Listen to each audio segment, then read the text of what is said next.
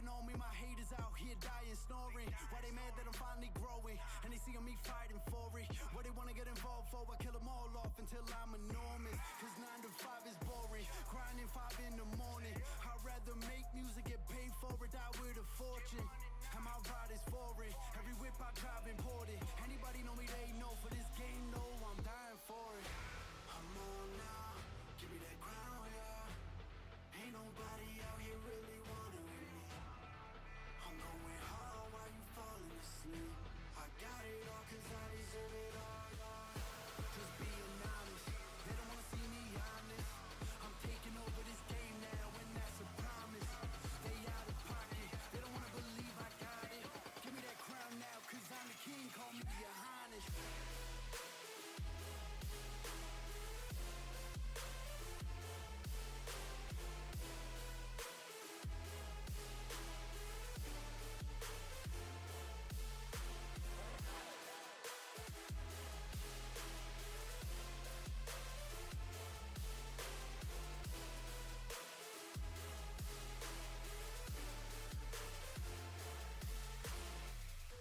This life a movie, I'm a motherfucking star like Clooney. From dusk till dawn, I'm a loose sleep. I ain't tryna live broke like you be. I've been coming for the bag, I do me. Will I get paid? Absolutely. Cause you better knew a boss like Takeoff. I ain't left all bad and bougie. Heard them talk, they barely knew me.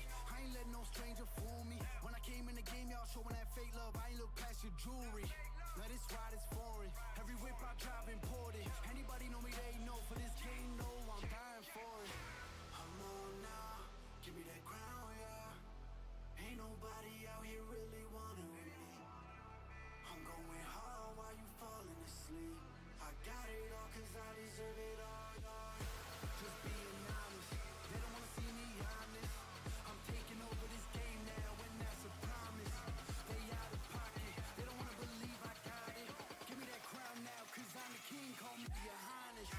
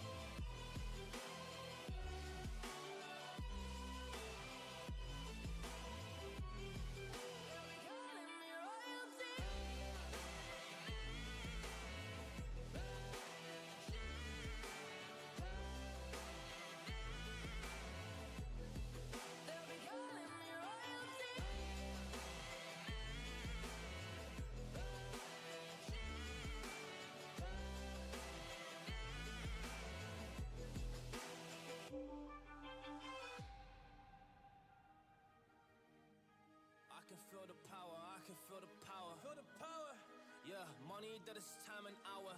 So, well, I better activate the power. I'ma activate it, gotta make it, gotta chase it. I don't care what they be saying, I'ma do it now. And I've been really safe and I ain't giving up and I ain't giving in. Do it now for the dividends. I'll be on the path, I just gotta get it, cause I got my mind on some bigger things. So man, I ain't gonna give in now, I just gotta live this now. I be gonna be man, I'ma kill this stuff real quick. I'ma go take it to town, cause I gotta... What is going on, everybody? Welcome to the HSEL Championships. We are heading into the regional finals, and we're starting off with Biggerville versus Middletown. Biggerville being the 4 seed and Middletown being the 2 seed. Any opinions really going into this match, Patrick? Just like yesterday, if you guys were there for the Valorant broadcast, these are also two teams that have pretty much gone undefeated, if I'm correct. Yeah, they've gone pretty much undefeated throughout the bracket, and hopefully we're not going to see something like last time where, the team who only dropped one match ended up losing the entire thing.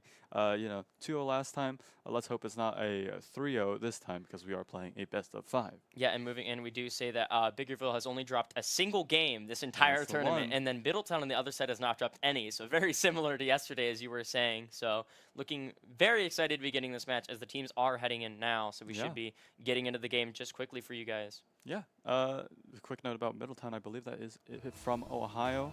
As a person from Ohio State, I will be a little bit biased towards Middletown, but we'll see as we get into the game right now. As you do see immediately them just a hit towards the corner as they are playing around the corner here as Fade's just going to get a nice touch up in the middle here and send it mid for his teammate. Sun's just going to grab some boost there. Is the challenge for Zapt actually goes very well as he goes below. Going in for the shot up top. What a shot that is.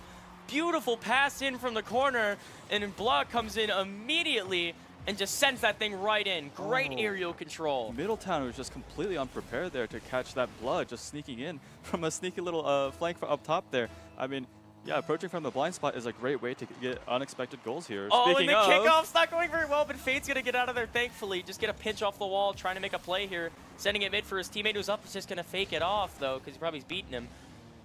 This goes right back to Blow. Demo comes in on Sun. Nothing there as the ball is cleared towards Orange Side's corner. As Bunch is just going to head into kind of a defensive position. Blood gets it right off the post. Creo gets one in there. A couple messy handles coming through for both sides here, scrambling to get the ball out of the corner. Yeah, very, very chippy right there. It was kind of an awkward situation, as some of you guys, Rocket League players, may know. When you're awkward in the corner like that, it is not pretty, but it does happen sometimes. Here we go, is kind of pushing towards the corner as he does it after getting the full boost. His Bunch sends that one middle. Fade clears that one out to the corner, using the rest of his boost just to kind of get it out of the way and send it towards the orange side. As the challenge comes in and it sends it right back to the blue side. It's very unfortunate right now for Middletown. It just seems to be only pressure they're getting is heading towards their side backwards as Bunch gets kind of a cupcake save right there. Just barely anything happens as Blood gets another demo. It's his second already so far. Sun gets absolutely bumped to the opposite side. You hate to see it. As there we go, the challenge goes well in Blue's favor, and Middletown is just going to have an open net, and it's going to go right in. Oh, wow, what is happening right there? Almost no defense on the backside for Biggerville. Yeah, man, I was going to say, Blow was playing really well there, always getting in front of the ball, having full charge. And unfortunately, the moment he runs out of charge, Faye's just able to recognize that and say, hey, it's go time, and scores a free goal on an empty net. Yeah, very basic kickoff looking right here. Everyone in the middle, as the kickoff does kind of go towards the blue side, but it doesn't end up going anywhere middle.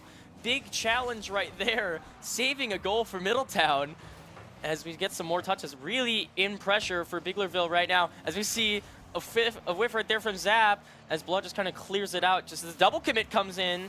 So a little bit risky here is Biglerville on defense. So really need to kind of just calm down in those situations and just try not to let anything happen as Jabi ends up beating one, tries to go for a bump, doesn't get anything. Sun gets bumped, and Bunch coming in with the play, but Sun just gets the nice challenge, gets it right back in there as Fade kind of grabbing the boost and slows it down a little bit, gets one there as Bunch just takes it and slows it down. And just another challenge back into the corner. They've been playing a lot in these corners lately, looking to be a great series so far as Fade gets the fake on one of them, and it comes to be in the behind, and nothing there. Yeah, both teams are kind of just throwing themselves at the ball. This is a lot more aggressive than you'd see in any other kind of situation. These high schoolers are just throwing themselves at the ball and hoping that... Fate going off the ceiling there, just getting it back into the corner. We've seen a lot of corner play so far in Game 1 as he chose it mid, and his teammates just not ready for it. Just kind of an unlucky pass there as we see with team play coming in here as Bunch sending it again into the corner as the pinch from Sun just kind of sends that thing up.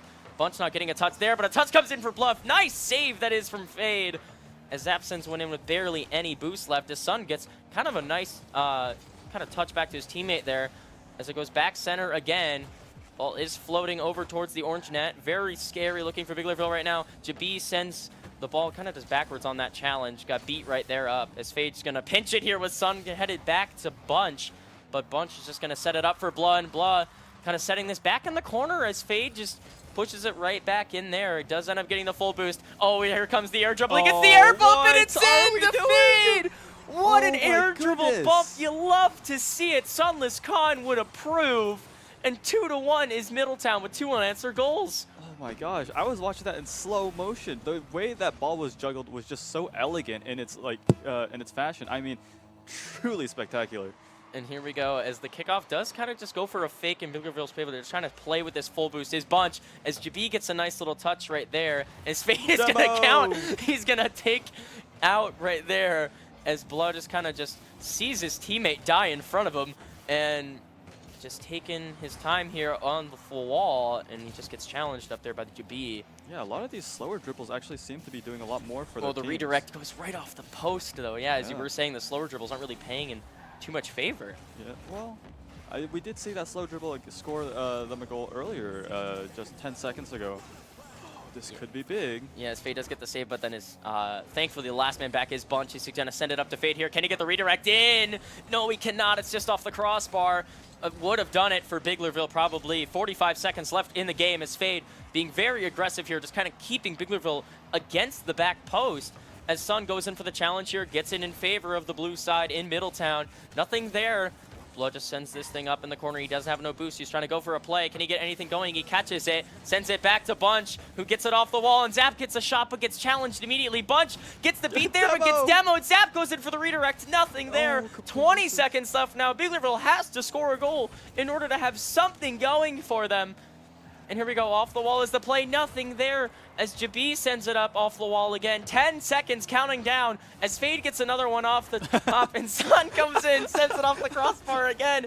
We're just stalling at this point. I think Middletown's pretty much has this in the bag, yeah. And there it goes. There Middletown it goes. takes the first game of the series as it looks to be really good so far, as we did see some 2 very clutch goals from Middletown. As you did see the open net actually, as almost the last man back was not ready for it. So very heated game 1. Yeah, I mean, both teams were, I don't think I've ever seen such an aggressive game ever. You know, it's always just 2 players always on the ball and 1 player is just going around grabbing boost and you just cycle over and over and over. You know, this is not really the kind of defensive play that Ohio State uses, which I'm kind of used to seeing. So this is actually very interesting to watch. Yeah, I mean, as you see it here in this, more of the higher ranks in RL, I mean, you would see more defensive play on the SSL level. And here in the high school esports level, you really see a lot of aggression. And it's almost like they do have really good defense, I must say that. But it almost seems like they're just going for every possible 50 and challenge that they can, just trying to get the other side to break. And it happened twice for Middletown, and they scored. And that's really what it takes here at this level, is you need 1 mistake, and you're going to end up scoring. And so right now, Middletown up 1-0. Yeah, I mean, both teams can kind of take advantage of the volatile nature of scoring a goal. Sorry, of the aggressive gameplay that both teams kind of have in order to force out a goal. Now, this could be pretty advantageous for Biglerville, who was kind of struggling that first time. You know, they weren't able to kind of get any goals in. You know, because Middletown was just defending. You know, goal after goal, shot after shot, just playing it very, very well into how Biglerville wanted to attack. Yes, here we go, getting into game 2 already. You would like to see a lot more aggression from Biglerville, as they really just need to get the ball over towards the net more, as it didn't happen much that game. It was a very awkward situation going here. It's almost floating in, but they end up getting a team pinch out of there as Middletown, as Blood just kind of takes us out of his own corner.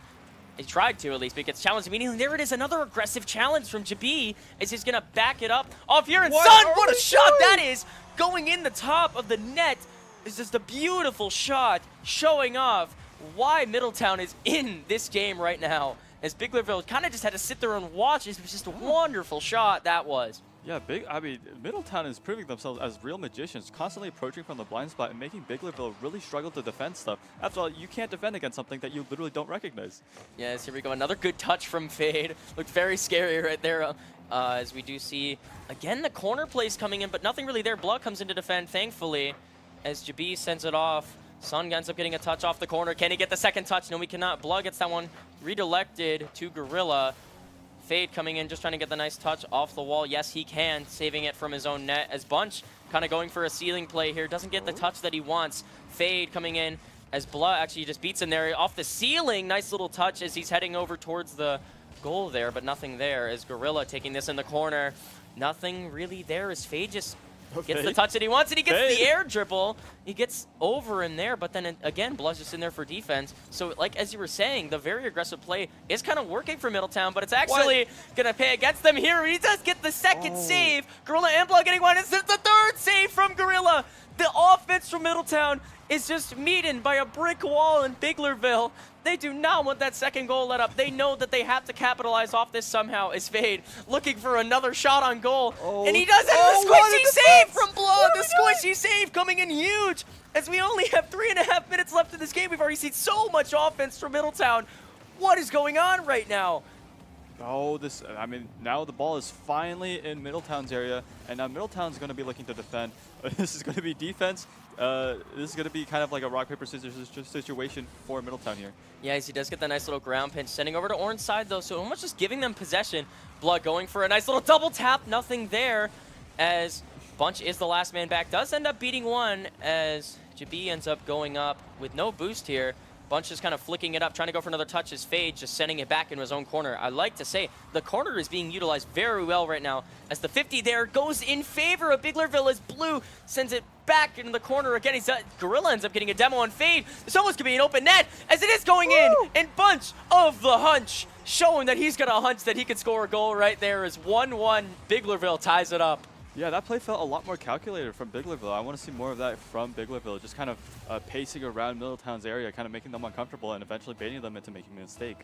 Yeah, 2.5 minutes left. Half of the game has been played for game 2. Biglerville kind of has momentum right now with how much defense they were playing, although it's gonna be, you got to be careful with how aggressive Middletown is being. You cannot slip up, and they did not slip up there, and it really went in their favor as Bunch going for kind of a solo play here off the ceiling, off the back wall, but then Fade is there to meet him. Says, that's my ball, not yours, as Fade gets the second challenge, and Gorilla sends it off the corner. This is going up. Sun's going to touch there. He's going to miss it, and Blue's going to send it in. And as we said, one mistake is all it takes. Yeah, I mean, just having the ball in Middletown area seems to be hugely advantageous for Biglerville. You know, they're able to kind of just pace around. Look at Choreo was trying their best to kind of get into a better position, but they ran out of boost, and they couldn't do anything.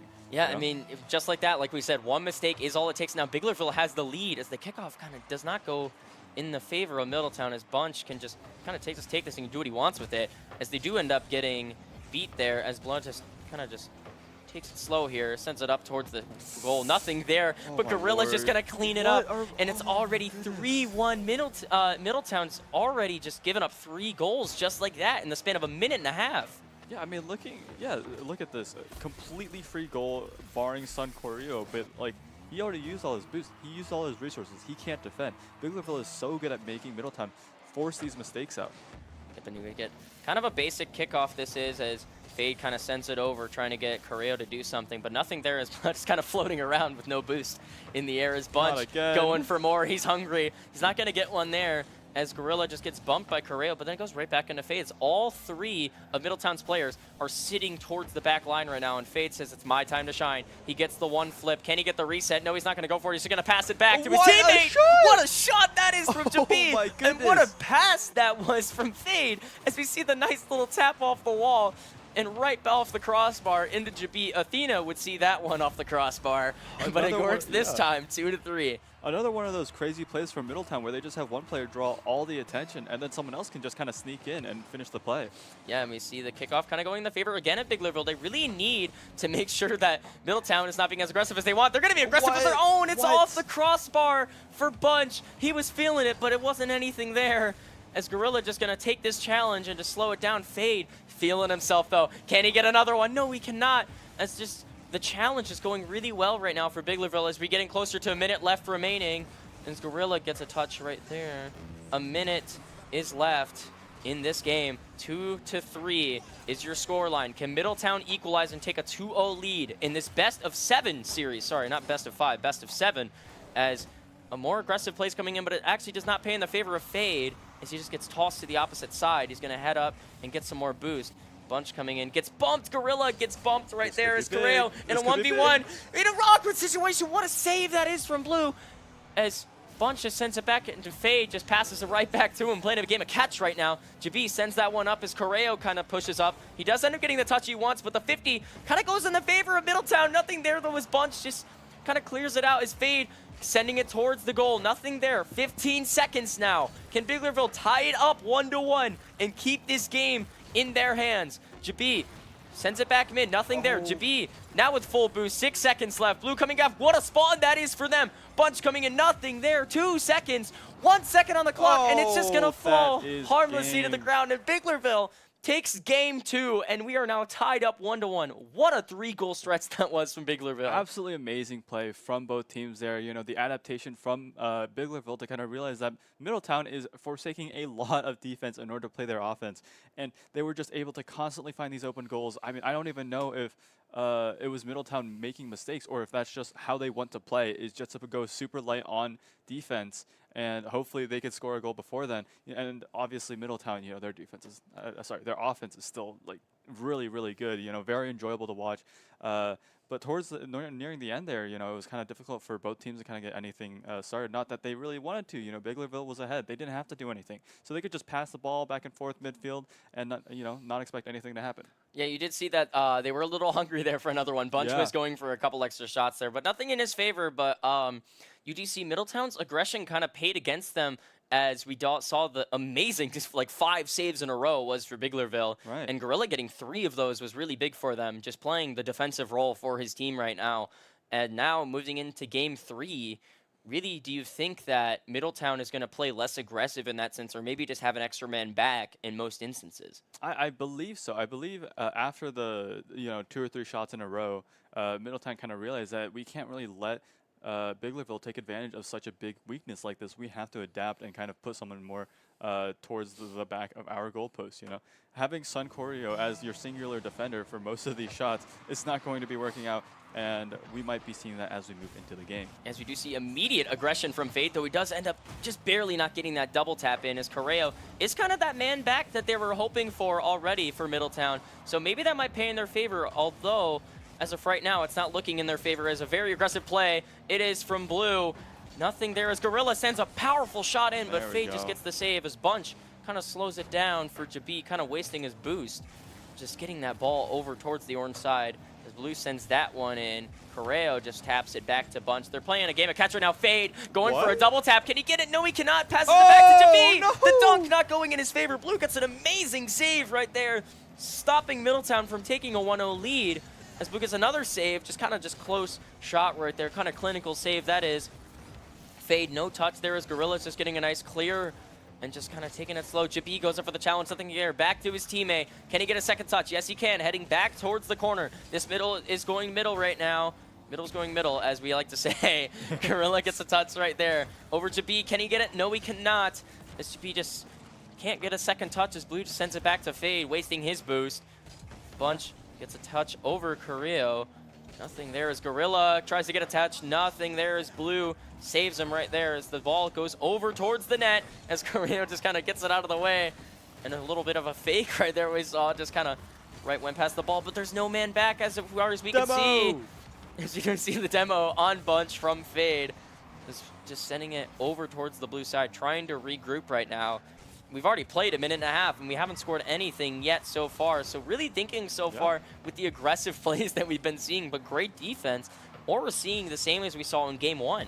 Yeah, I mean, I think Middletown is pulling back a lot more when it comes to extending their offense. You know, they're not trying to overextend, go for these crazy 50-50s or, shots that have a very low risk of actually scoring. They're just kind of backing up, regrouping, getting the ball in a nice little spot, playing defense, and then regrouping for a better chance at offense. And this might be it right here. Yeah, and Fade does go for the musty off the wall there. Does not end up getting anything, as very just kind of just chill and laid back. Middletown has been playing this past minute, really. They've kind of slowed things down and haven't gone for any too intense shots as Fade gets that one over Bunch. Can he get the pinch? No, we cannot. Just over by Correo. Just gets it over him with a double tap off the wall. What a shot! Halfway through the game, we've only scored 1 goal, but Middletown making that first goal really flashy. That double tap for Correa. What a read. Man, what truly the work of magicians. Even us, we could see what was going on.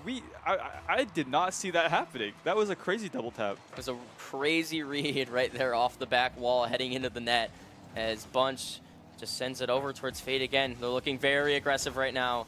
Is Middletown, so maybe Biglerville, all they need is one big booming clear, and it's going to go in their favor, although we do have a bump coming in from Jabi, kind of slowing things down as Fade sends one in.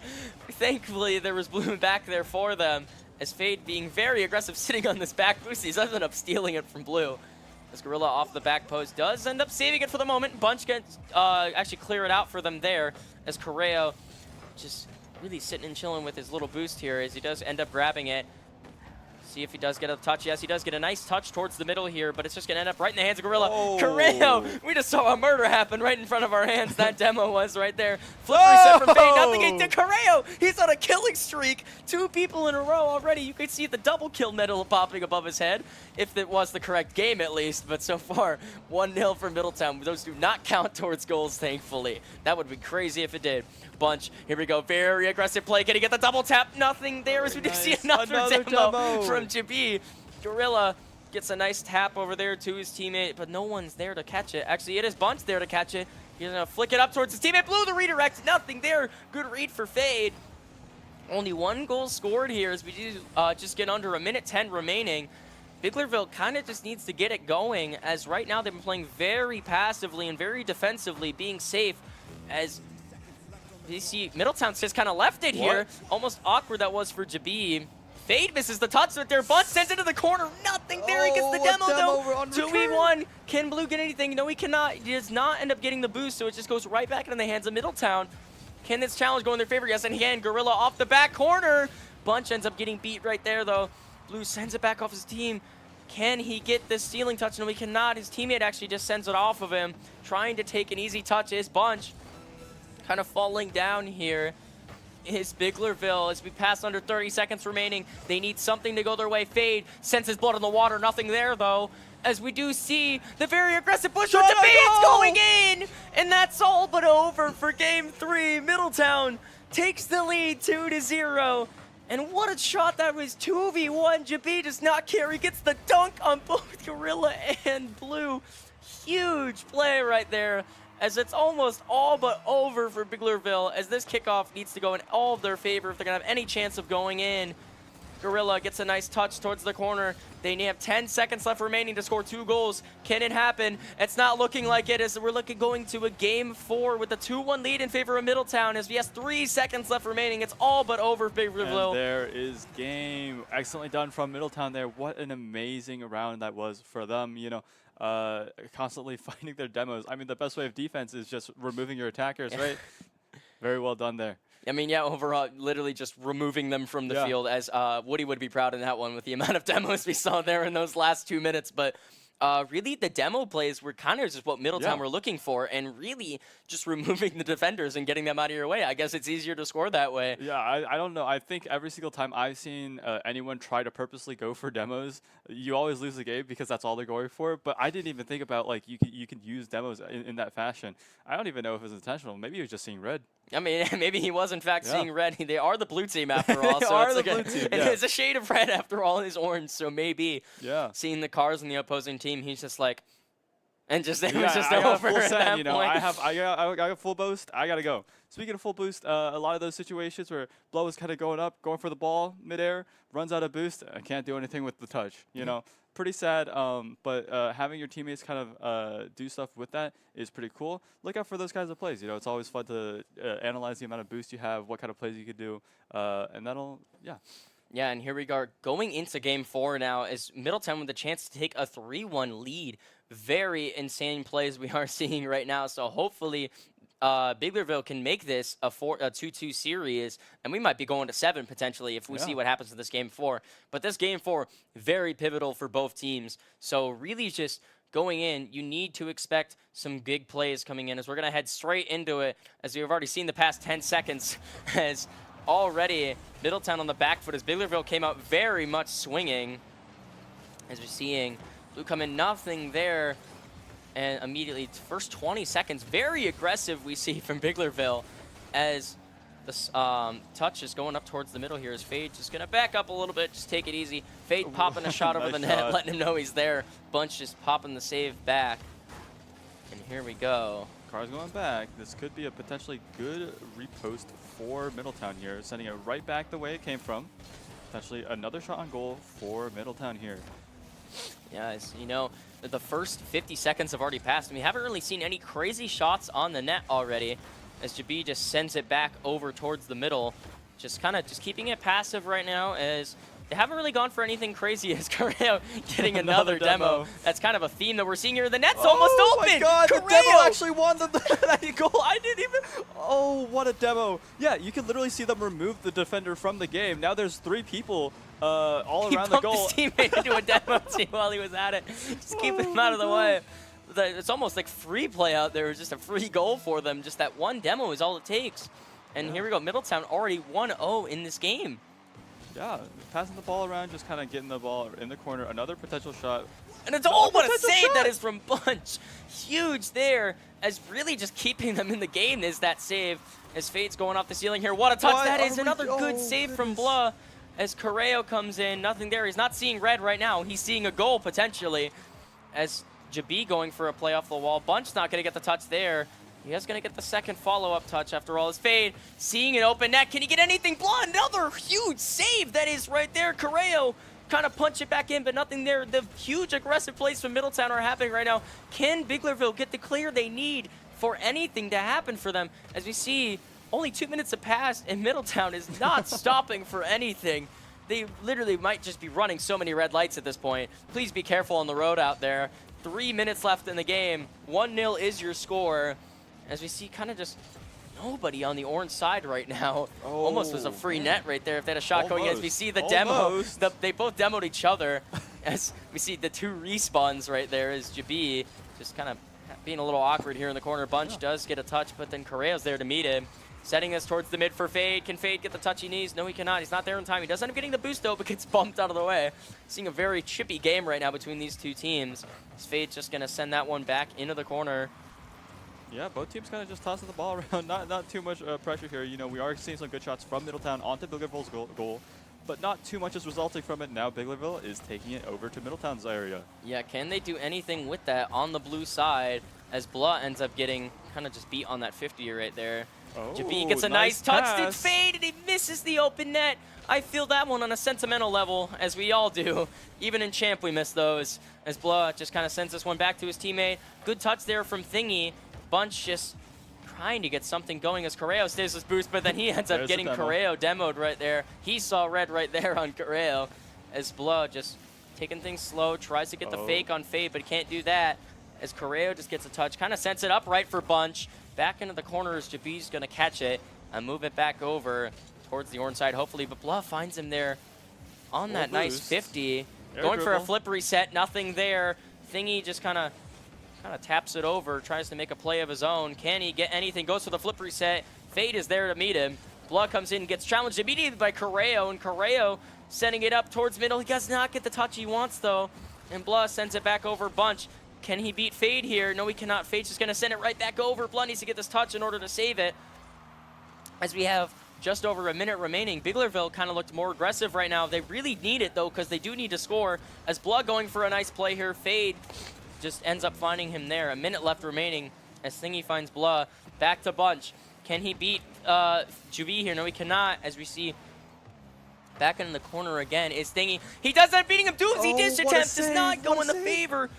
What a touch right there, and it's an open net. Is it a goal? And it's almost, wow, what was that? The open net just goes right in for Middletown, and a very aggressive play style from Biglerville kind of just came back and bit them as it did bite Middletown back in game 2. Yeah, I mean, if it's 44 seconds left and I'm Biglerville, I'm down a single point, I'm going to commit everything for the shot. I mean, yeah, you pretty much committed either, you know, losing the game or getting a single goal and potentially tying off of that play.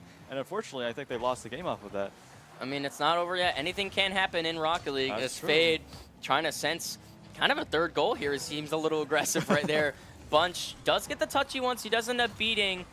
And Correo does get beat again right there as Fade comes in, gets a touch. But Thingy with 0 boost does get the touch on the challenge right there and gets a nice 50.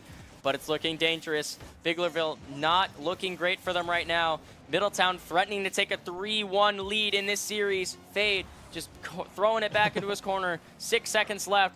Biglerville needs a goal right now if they need anything going, and it's in! Hold on a minute, everybody. Thingy sends that one in. What a read that is. 3 seconds left remaining. This game is not over yet, ladies and gentlemen. Can we get anything from Biglerville for a potential 2-2 goal overtime?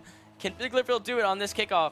They need something huge. The fake kickoff's probably coming in. No, it's not. It's going to come off the wall, and Fade's just going to find it. Take it easily. Bunch is just praying for mercy, as it is going to stay up, but it's just going to fall harmlessly to the ground and go in favor of Middletown 2-1. Very scary there, and it just did not go in favor of Biglerville on that kickoff right there. Yeah, I'm loving the confidence from Middletown. These plays are so much fun to watch. You know, you can kind of see they're just kind of walking around, swaggering. You know, they know that they've they feel like they got the game under their bag. I would be a little bit careful, though. You know, we have seen Biglerville kind of pull stuff out. You know, they did win one game so far. Yeah, game 2 was huge for them. You know, just to say that gods can bleed. It's true. In this case, Middletown can bleed a little bit, and they have been bleeding a couple goals here and there.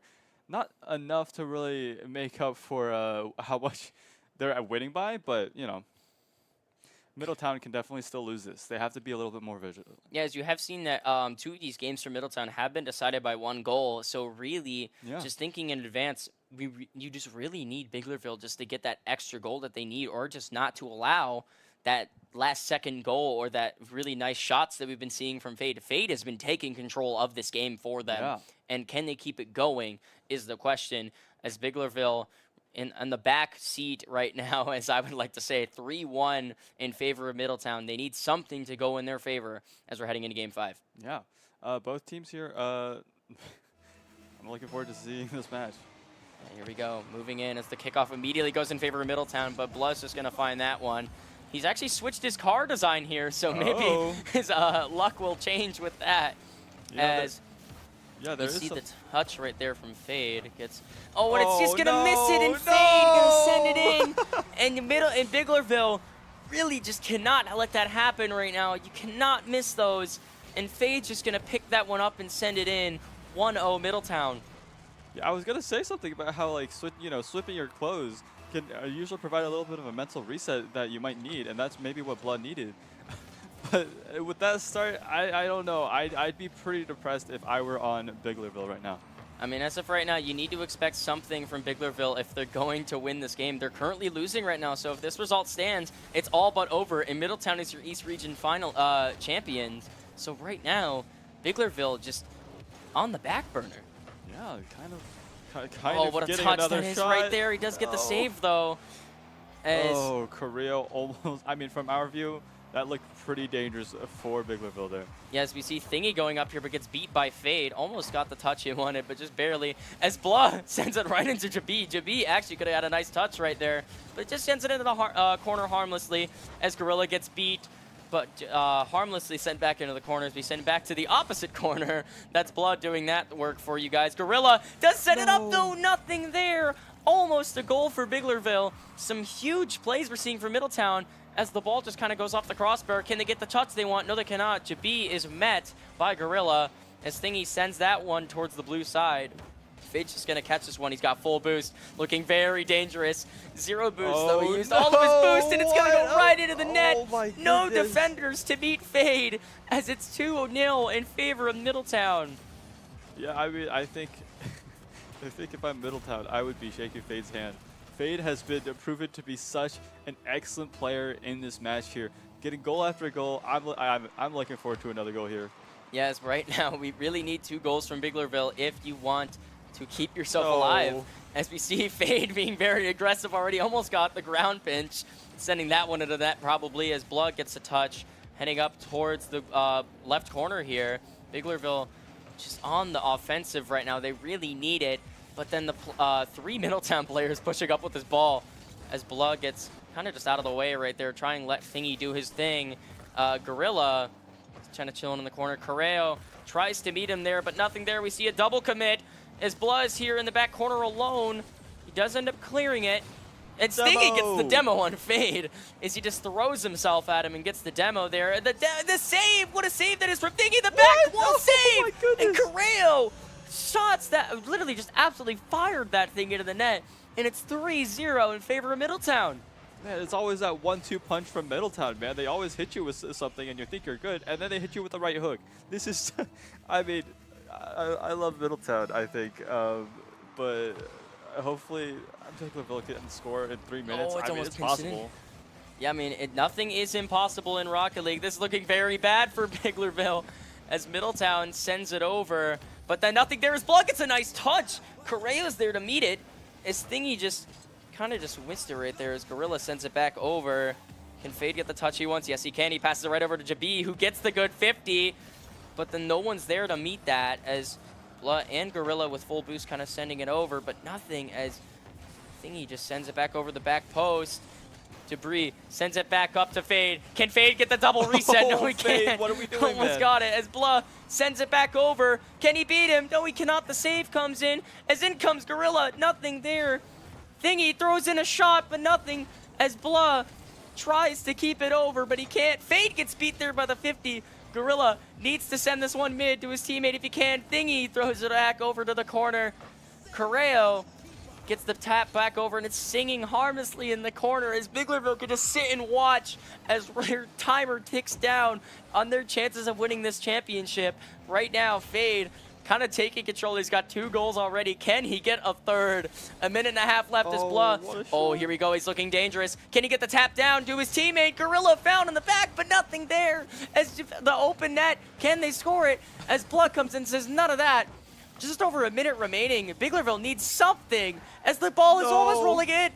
And it's just looking so crazy right now as the ball is going all over the place. Jabi gets a touch. Fade gets a touch, and he has a hat trick. Man. And there it is. Middletown looking to take the East Regional Final.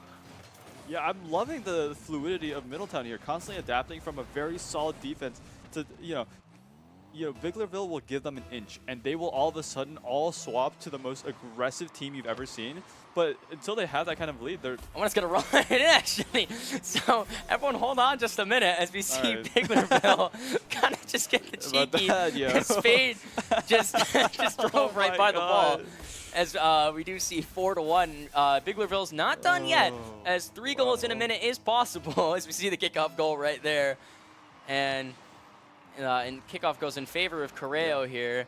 Middletown and nothing going in there. It almost goes in, actually, as Jabi gets a touch towards the top and shuts down any potential comeback Biglerville can have right after getting the kickoff goal. Nothing there for Correo's touch. And Jabi just kind of floats that one right in, and there it goes. I mean, I guess Biglerville saw that they just got a free goal, and they were like, hey, we could just give one right back. That was so depressing. I don't know if Biglerville has any chance of coming back from that, even though, it's theoretically possible. And it goes in again. Fade gets his 4th, and it's just slaughter out here as Middletown goes up 6-1 here in Game 5. Yeah, this kind of deficit is just really difficult for anyone to come back from, just mentally. Being this far behind is going to be very hard for you to kind of deal with, regardless of what kind of situation you're really in. I mean, 6-1, and you're 40 seconds in. Like, you have no good way of kind of making this comeback. Gorilla, though, is trying his best. All credit. Yeah, as we do see 40 seconds left in the game and potentially the season for Middletown as they're trying to just shut this thing down. 30 seconds left remaining. Middletown is 30 seconds left from being your East Regional champions. HSEL might have crowned their champion for this season for the East Region. Can they do it in 20 seconds left? Middletown can feel it. All you Middletown people out there, this one's for you guys as the timer counts down from 10 seconds. Middletown, they really just got it going from Game 1. Game 2 almost seemed like it would have been a really close series, but Middletown proves why they are your HSEL East Regional champions. As soon as this ball falls down, it'll be official. And they're kind of keeping it up right here, as it is the rule of Rocket League. 0 seconds left on the clock. Can one goal be and scored? No, there's it the cannot. And there game. it is. Middletown takes your series 4-1, and a 6-1 Game 5 it is for Middletown, and they are your East Regional champions. What a very dominant last game. You know, very, very nice to see. Big Liverpool, obviously, towards the end of the game, they had to swap more towards a more aggressive approach. And when you switch to a more aggressive approach, you kind of leave behind a little bit. And a little bit would be your defense. And then you get hit another 3 goals, and all of a sudden, it looks impossible. I mean, really rough there for Big Liverpool, but very much a big congratulations to Middletown for what dominant performance. Yeah, I mean, you just saw an absolute just that Game 5 was just really all Middletown. It was just a great game for them. As after that, we are going to head into a break, and we are going to get back with you guys in the Midwest Regional Championship. Central Regional Championships, and that will feature Case High School versus Geyer High School. And after that, really just thank you guys for watching. We'll see you guys in a bit. Bye, guys.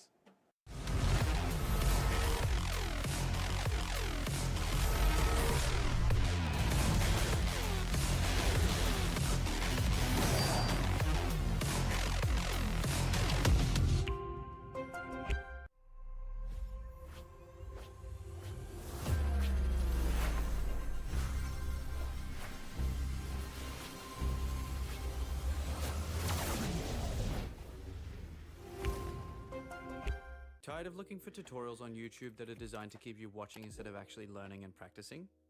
Well, look no more. Here at Valor, we prioritize only relevant information so you can apply it in-game instantly. Sign up free today at valoresports.com.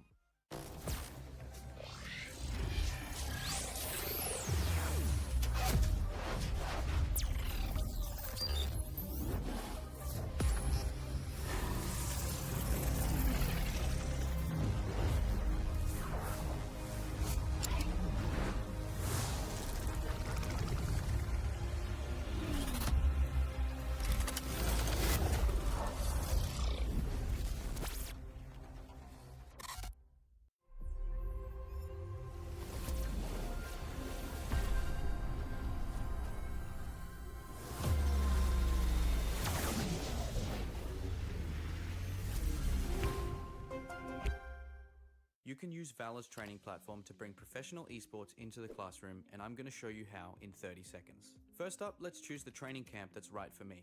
Our platform is inclusive of all experience levels, so there's a range of choices. Here you can see a structured training roadmap. Let's start our first session. Now I can scaffold my esports teams using learning, quizzes, and training. See, wasn't even 30 seconds. You focus on play, we'll do the rest. Sign up for free today at valoresports.com and take your program to the next level.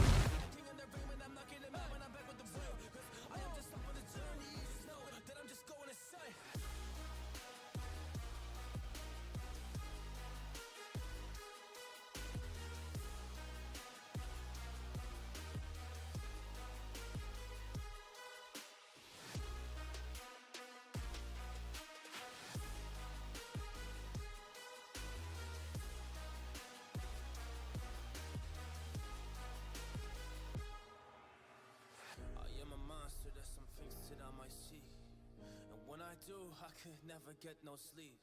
'Cause I just need to get it, man, I need to be the thing that I just painted out, man, you won't go see. See my vision, I'll be in it, I'ma kill it, I'ma take it all. Coming in, I'ma play it now, I'ma kill him dog, I'ma play the ball, 'cause I gotta go and get him, and I really just need it. Tell these guys that they can beat it, I'ma get it, I'ma grab it, man, take it, never receive it, I'ma make it mine.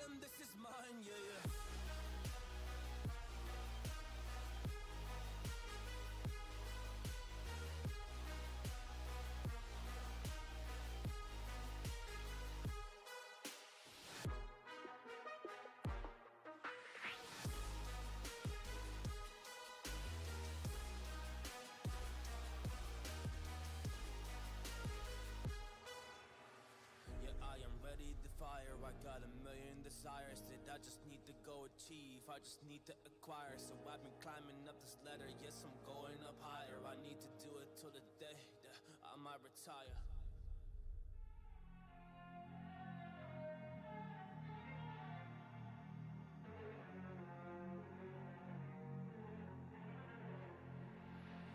Big way when I'm walking, pray when I'm talking this to you. Fight for my attention, for your ascension, you must prove. 'Cause if you can find it, you don't confine it, you let it move. Make way for the genie, scream for the dream, it coming through. Have you ever played with a queen? I can show you what I mean. I can make you feel free. I got you in another league. Can you meet me on my level?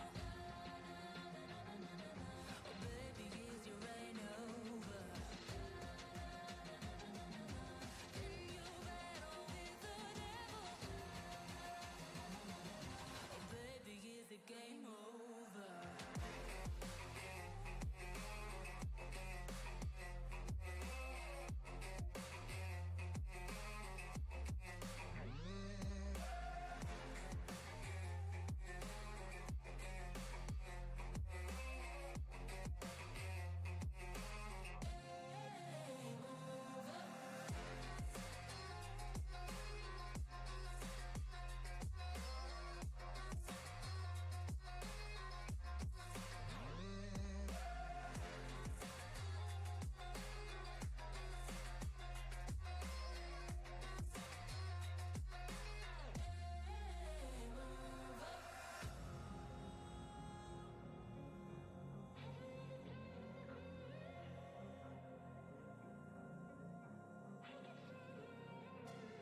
I want your devotion, all your emotions in my hand. I want your obsession, every affection, vocal man. And if you define me, you won't survive me, you'll be there. 'Cause I am the giant, I am the diamond, not a man. Have you ever played with a queen? I can show you what I mean.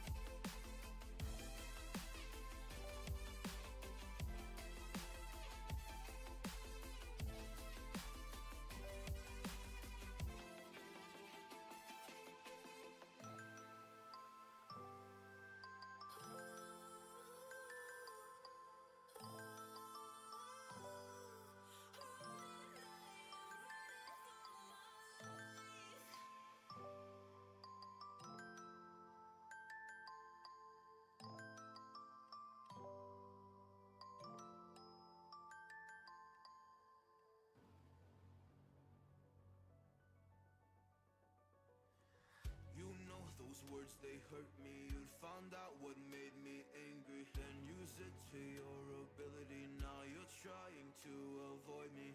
You're the big problem here, a bully to many for so many years. Now shut your mouth, close your ears. Never learned your lesson and nobody cares. That's what you're here for, here to make me miserable. I know you get joy out of it. You hurt me but call me the same names again. You know I never liked them, and that's so unforgivable. I know you ruined my childhood. You hurt me and do it all over again.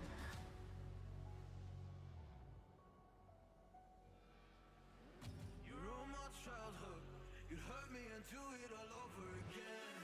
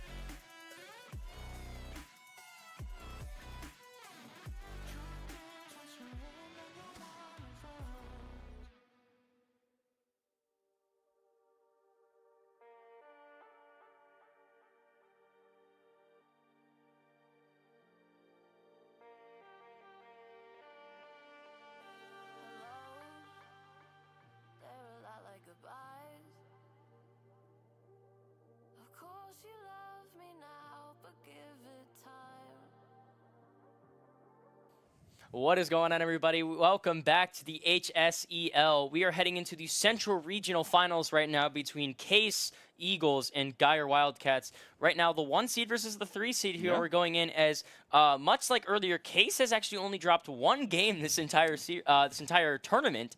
Okay. And as for as for Geyer, they actually had a couple close series. One was 4-1, one was 4-3 in the quarterfinals, and 4-2 in the semifinals. So now moving into this game, would you really expect kind of just what we saw from Middletown last game and just kind of just crush on the opposing side from Case, or do you really expect this to be a better series?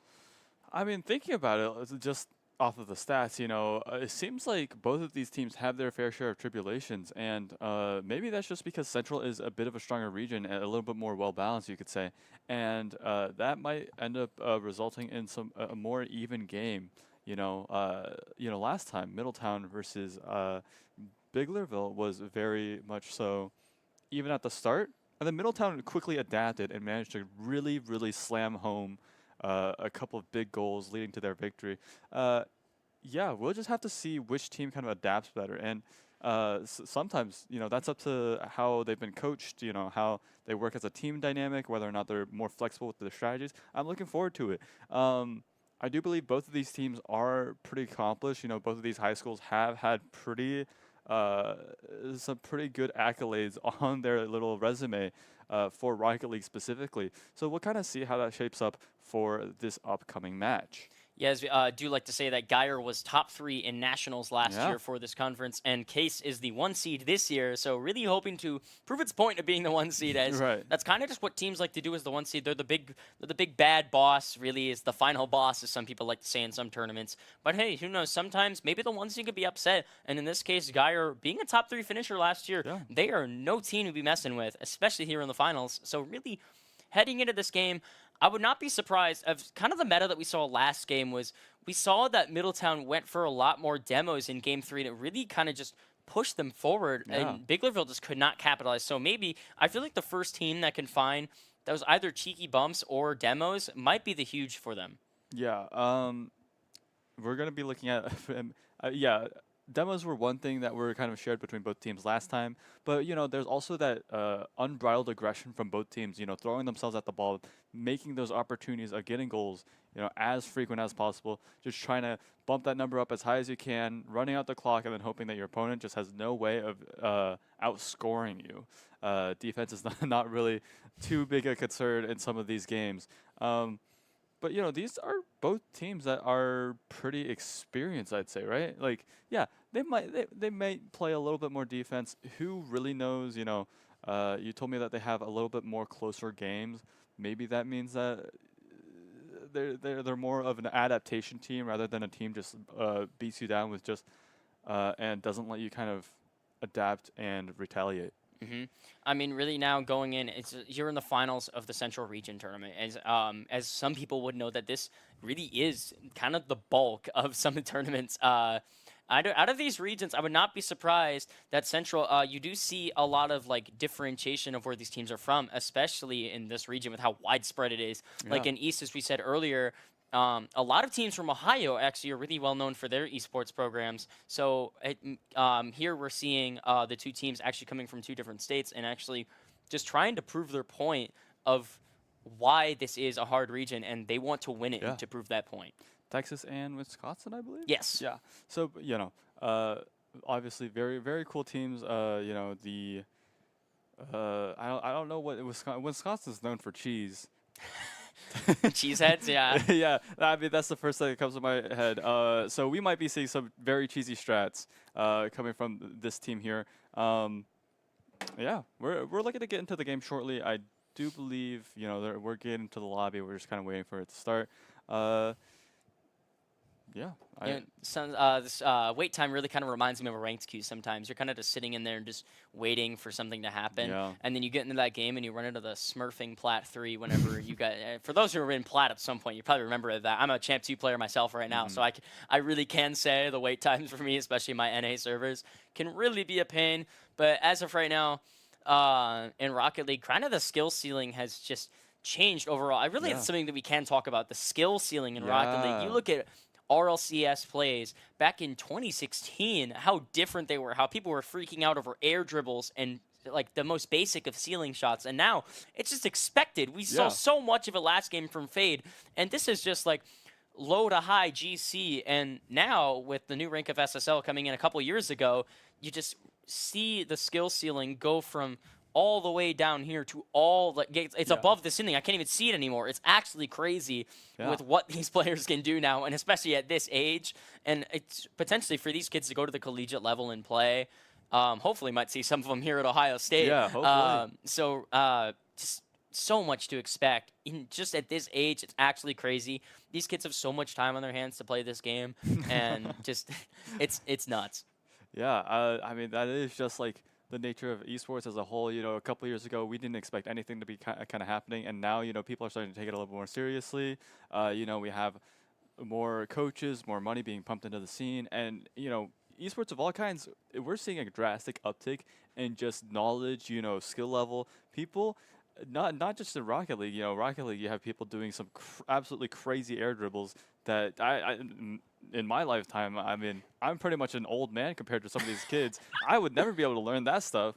But it's crazy that, like, you know, if I think back to my old high school, you know, half the kids that play Rocket League there, they could probably all pretty confidently beat me into the dust. Yeah, I mean, at that point, it's just reduced to atoms at that point. I feel like Yeah. if I went up against any of these players, I would be absolute toast in my rank even. But so far, just thinking right now into the series, it seems to just be building up a lot of just.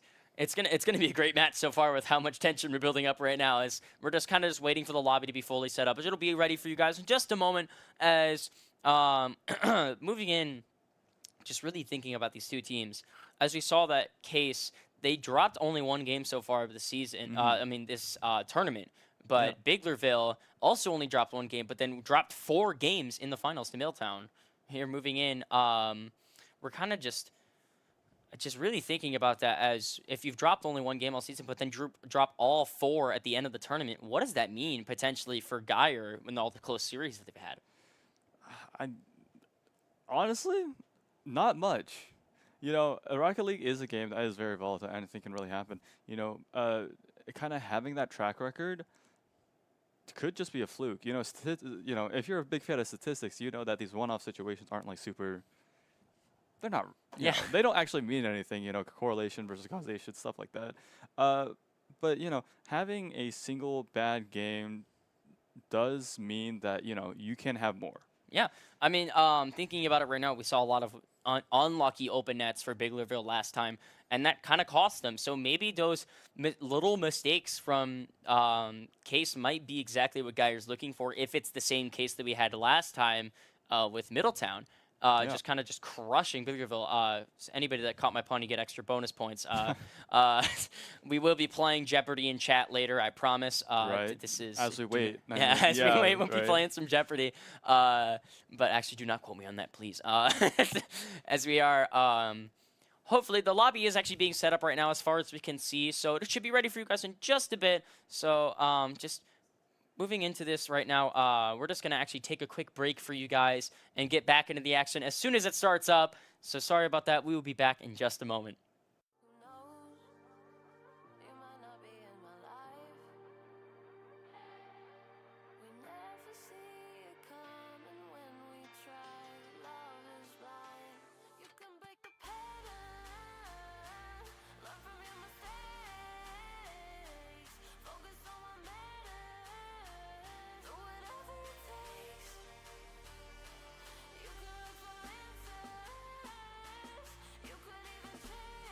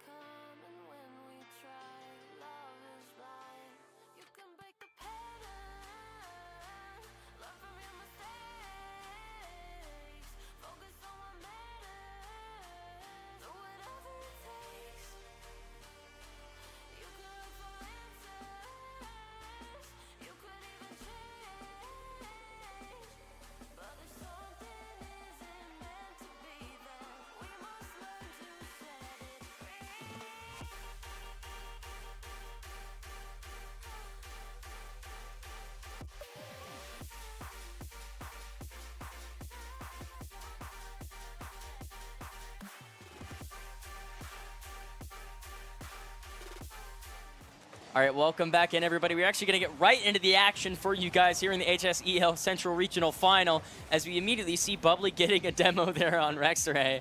And really just right into the action, as we like to say, the aggressive plays from Geyer just kind of get the ball over to Case's side. And immediately we see a goal. It almost seems like the really aggressive plays from Geyer is not playing in their favor. Yeah, compared to last time, this is we just got in. This match developed at a breakneck pace. Hopefully we slow down a little bit. Otherwise, we're going to struggle to talk fast enough to cover these plays. Yeah, it was absolutely crazy. I was already just seeing that Geyer was just being very aggressive off the first kickoff, and Case just took advantage of it. There was no man back for it, as Jay getting a nice little just move up right there. Yeah, just kind of just seeing, feeling them out, seeing what's going on in the opposing team as Bubbly gets beat there by Wubs, and kind of just sending it back into the corner is we see Abzob just taking it slow. Does end up getting bumped, does not have any boost, but Bubbly coming off his back wall here. Just going to send it right into his teammate for another 50, but it's not going in his favor. He's going to send it back into the corner here as we see a lot of repeated gameplay as Bubbly sends it into the corner. X-Ray gets bumped into outer space. He's absolutely fuming if I just got bumped like that, probably screaming in his monitor as we see Absob just kind of chilling back and watching Asa do the work. Here he goes. He does not get the reset he wants, but actually it's just Abzob just gets bumped by his teammate as Bubbly sends one in, and it gets saved there by Wubs. Bubbly just kind of rotating back, just watching his teammate do the work, but X-Ray looking very aggressive right there. Cannot find anything there. Does get the save as Ace actually ends up getting 2 right there as X-Ray is the last man back. Can he beat anything? Oh, he gets bumped, but then Bubbly gets demoed. What a huge demo that is right there for Case. As it's looking very dangerous, and it's just going to go crossbar down. And the aggressions from Geyer decide actually just get another goal in their favor. It's almost like Case is just waiting for them to make a mistake, and there it is. Yeah, I was going to say, I do like the fact that Geyer Wildcats, even though they're down, they're not really playing as aggressive, as reckless as they want to be. But, I mean, how are you supposed to counterplay for a demo? I mean, being a player down is such a rare situation. You can't. It's very hard to expect your team's going to get demolition. Oh. What a flick that is. It's just going to go right up. But X-Ray's there to find it, but it actually does not. He actually gets beaten right there as Wubs just gets a touch, but then gets beaten immediately by Bubbly. Ace is going in. He smells blood in the water, tries to get a demo. Nothing there as Jay kind of centers this, but there's nobody there to find it as X-Ray is going to send it back, kind of going back towards their corner. But it's going to go in favor. Asa, can he get the double tap? Pancake attempt actually goes not going in his favor. Crossbar down! Bubbly gets back. Oh, what a follow-up right there. The shot goes in. Asa goes for the pancake here. As Wump says none of that. Bubbly just sends it right back, top crossbar down. Yeah, well played there from Geyer Wildcats. You know, thinking a little bit outside the box. You know, can't let yourself get too predictable. Very well done. Yeah, this is a great game so far as we do see Abswap just getting some boost as X-Ray with full boost immediately pushes up, tries to get a goal there. Asa, nice redirect, kind of forcing Wubs to just make a touch here with what little boost he has left. As Asa going for a ceiling shot here. Double tap, nothing there as Wubs just kind of shuts that down. Bubbly comes in. The last man ends up going up. X-Ray's just going to find the back of the net and it gets saved. He just barely missed the net actually as far as I saw as Asa goes in for the air jump. Asa goes for the flip reset. Wubs says none of that. Abzob kind of just throws this thing in there at X-Ray, making him waste his boost as it goes over back towards the blue side. Asa sends it over to X-Ray. X-Ray says none of that. He sends it back over to Bubbly. Bubbly does have control here. He does get a power shot, but gets sent right in as he gets a demo on Bubbly. Another one. He's seeing blood right now. Sorry, blood, but red, as we like to say. And Abzob just kind of floating on over. See if he can get anything there, but nothing. As X-Ray gets a flick over, as Asa says none of that, gets the 50. And Jay just going to try and send this one back mid. What a pinch that is from the two players on opposite teams. I would say it's a team pinch, but it's not. Asa throws that one in. That's an own goal from Bloodbubs. He shot it right into him, and there it goes. Asa, you would say it's calculated, probably spamming the quick chat on team chat right now. Bloodbubs just go right into it, and there it goes. Oh, no. That's mind control right there. I don't care what anyone says. That's mind control. You could probably, if only there were quick chats, but probably a little too BM for right now, so just seeing in our hearts that quick chats were probably being said about being calculated right there. Everyone loves quick chats in Rocket League except what a save after being scored on. Nobody likes that one. Oh, you said what a save after that one. Boy, you'd be reported for that. Oh yeah, 2-2 is the score right now as Geyer scored 2 straight goals from their aggressions. as Bubbly gets another demo, and it's almost an open net, but nothing is there for the blue team in Geyer. As Asa gets another demo, is shutting down the opposing team right now, as Bubbly's just going to go up after getting the full boost. Can he get the second touch he wants to beat Elijah? Yes, he can. He does not get the second one, though, as Bob sends it middle to Asa, but it's not there, as Asa actually gets the second touch he wants, but then X-Ray gets the save. Nice 50 there. No dunk there, as Asa backing up as Abzob gets a touch, try to send it back to his team. Yes, he is gonna. Does end up just sending this over towards the side wall. Nothing too much going on. Bubbly trying to get a flick. Can he get it going? No, X-Ray just sends it back towards the back right corner of blue. As Abzob gonna play off his back wall here. Does not have a flip, so just gonna catch it. As Asa's actually gonna take it from him. What? And Bubbly is gonna throw it back into the back right corner right there. 30 seconds left remaining. We might have our first overtime match of the day on our hands, ladies and gentlemen. 24 seconds left remaining, 2-2. A lot of twos on screen just then, as you just saw. 20 seconds left remaining. Is 2-2 is still the score. X-Ray, big touch right there. Very awkward. What a save from Bubbly. 10 seconds left remaining. Can Asa make anything out of this with no boost? Nobody's coming in. Abzob gets the save.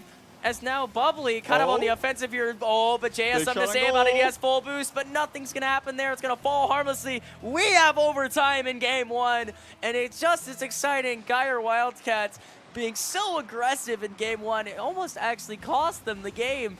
But right now, heading into our first overtime match of the day, Bubs using what boost he can, as Ace is just going to find that one and say, none of that, I'm good. And just here they go. Gotta root for the underdog here. Yeah, and here they go. The shot comes in. Elijah's just going to stop that one. Oh, free shot. But unfortunately, Wubba was there in order to completely defend that. Now the ball is going towards the shot, towards Geyer Wildcats side. But, you know, they are so good at just rotating their defenders in and out, just constantly. Oh, there's the demo, and Bubbly's going to set that one in at the bottom. There it is. What a shot from Bubbly. And Geyer takes the first game, 3-2. The demo from Abzob, and Bubbly sends it right underneath Jay, and there it is. Geyer takes game one, 3-2. Yeah, I mean, the fact that we are able to constantly see these kind of demos remove a defender from the goal, and you can kind of use the number advantage to just get a much easier shot. That's amazing. I mean, yeah, just imagine, you know, you have your whole defense set up, you know, you're like, oh, you know, my teammate likes to take this certain position, and you look and your teammate's not there, and all of a sudden the ball just goes in. Like, that is so hard to play around. I'm loving these demolitions.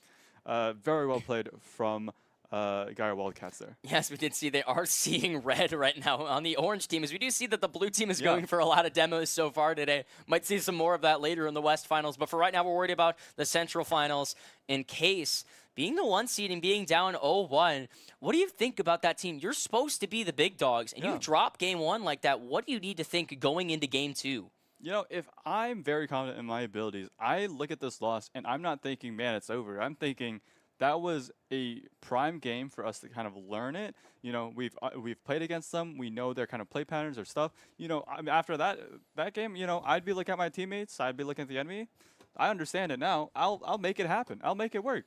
Yeah, as we are actually heading into game two right now, the lobby is loading up, and here we are moving in, as 5 minutes was not what we needed for that last game. We needed an extra 30 seconds of overtime. So it was first overtime game.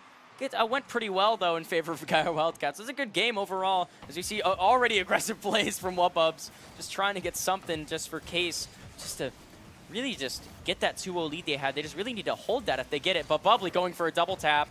Nothing there. Is Abzob's just going to find the back of the net in the first 17 seconds. Bam, bam, pop, pop, says the goal explosion. And that's what he did. Really just, and wait for it.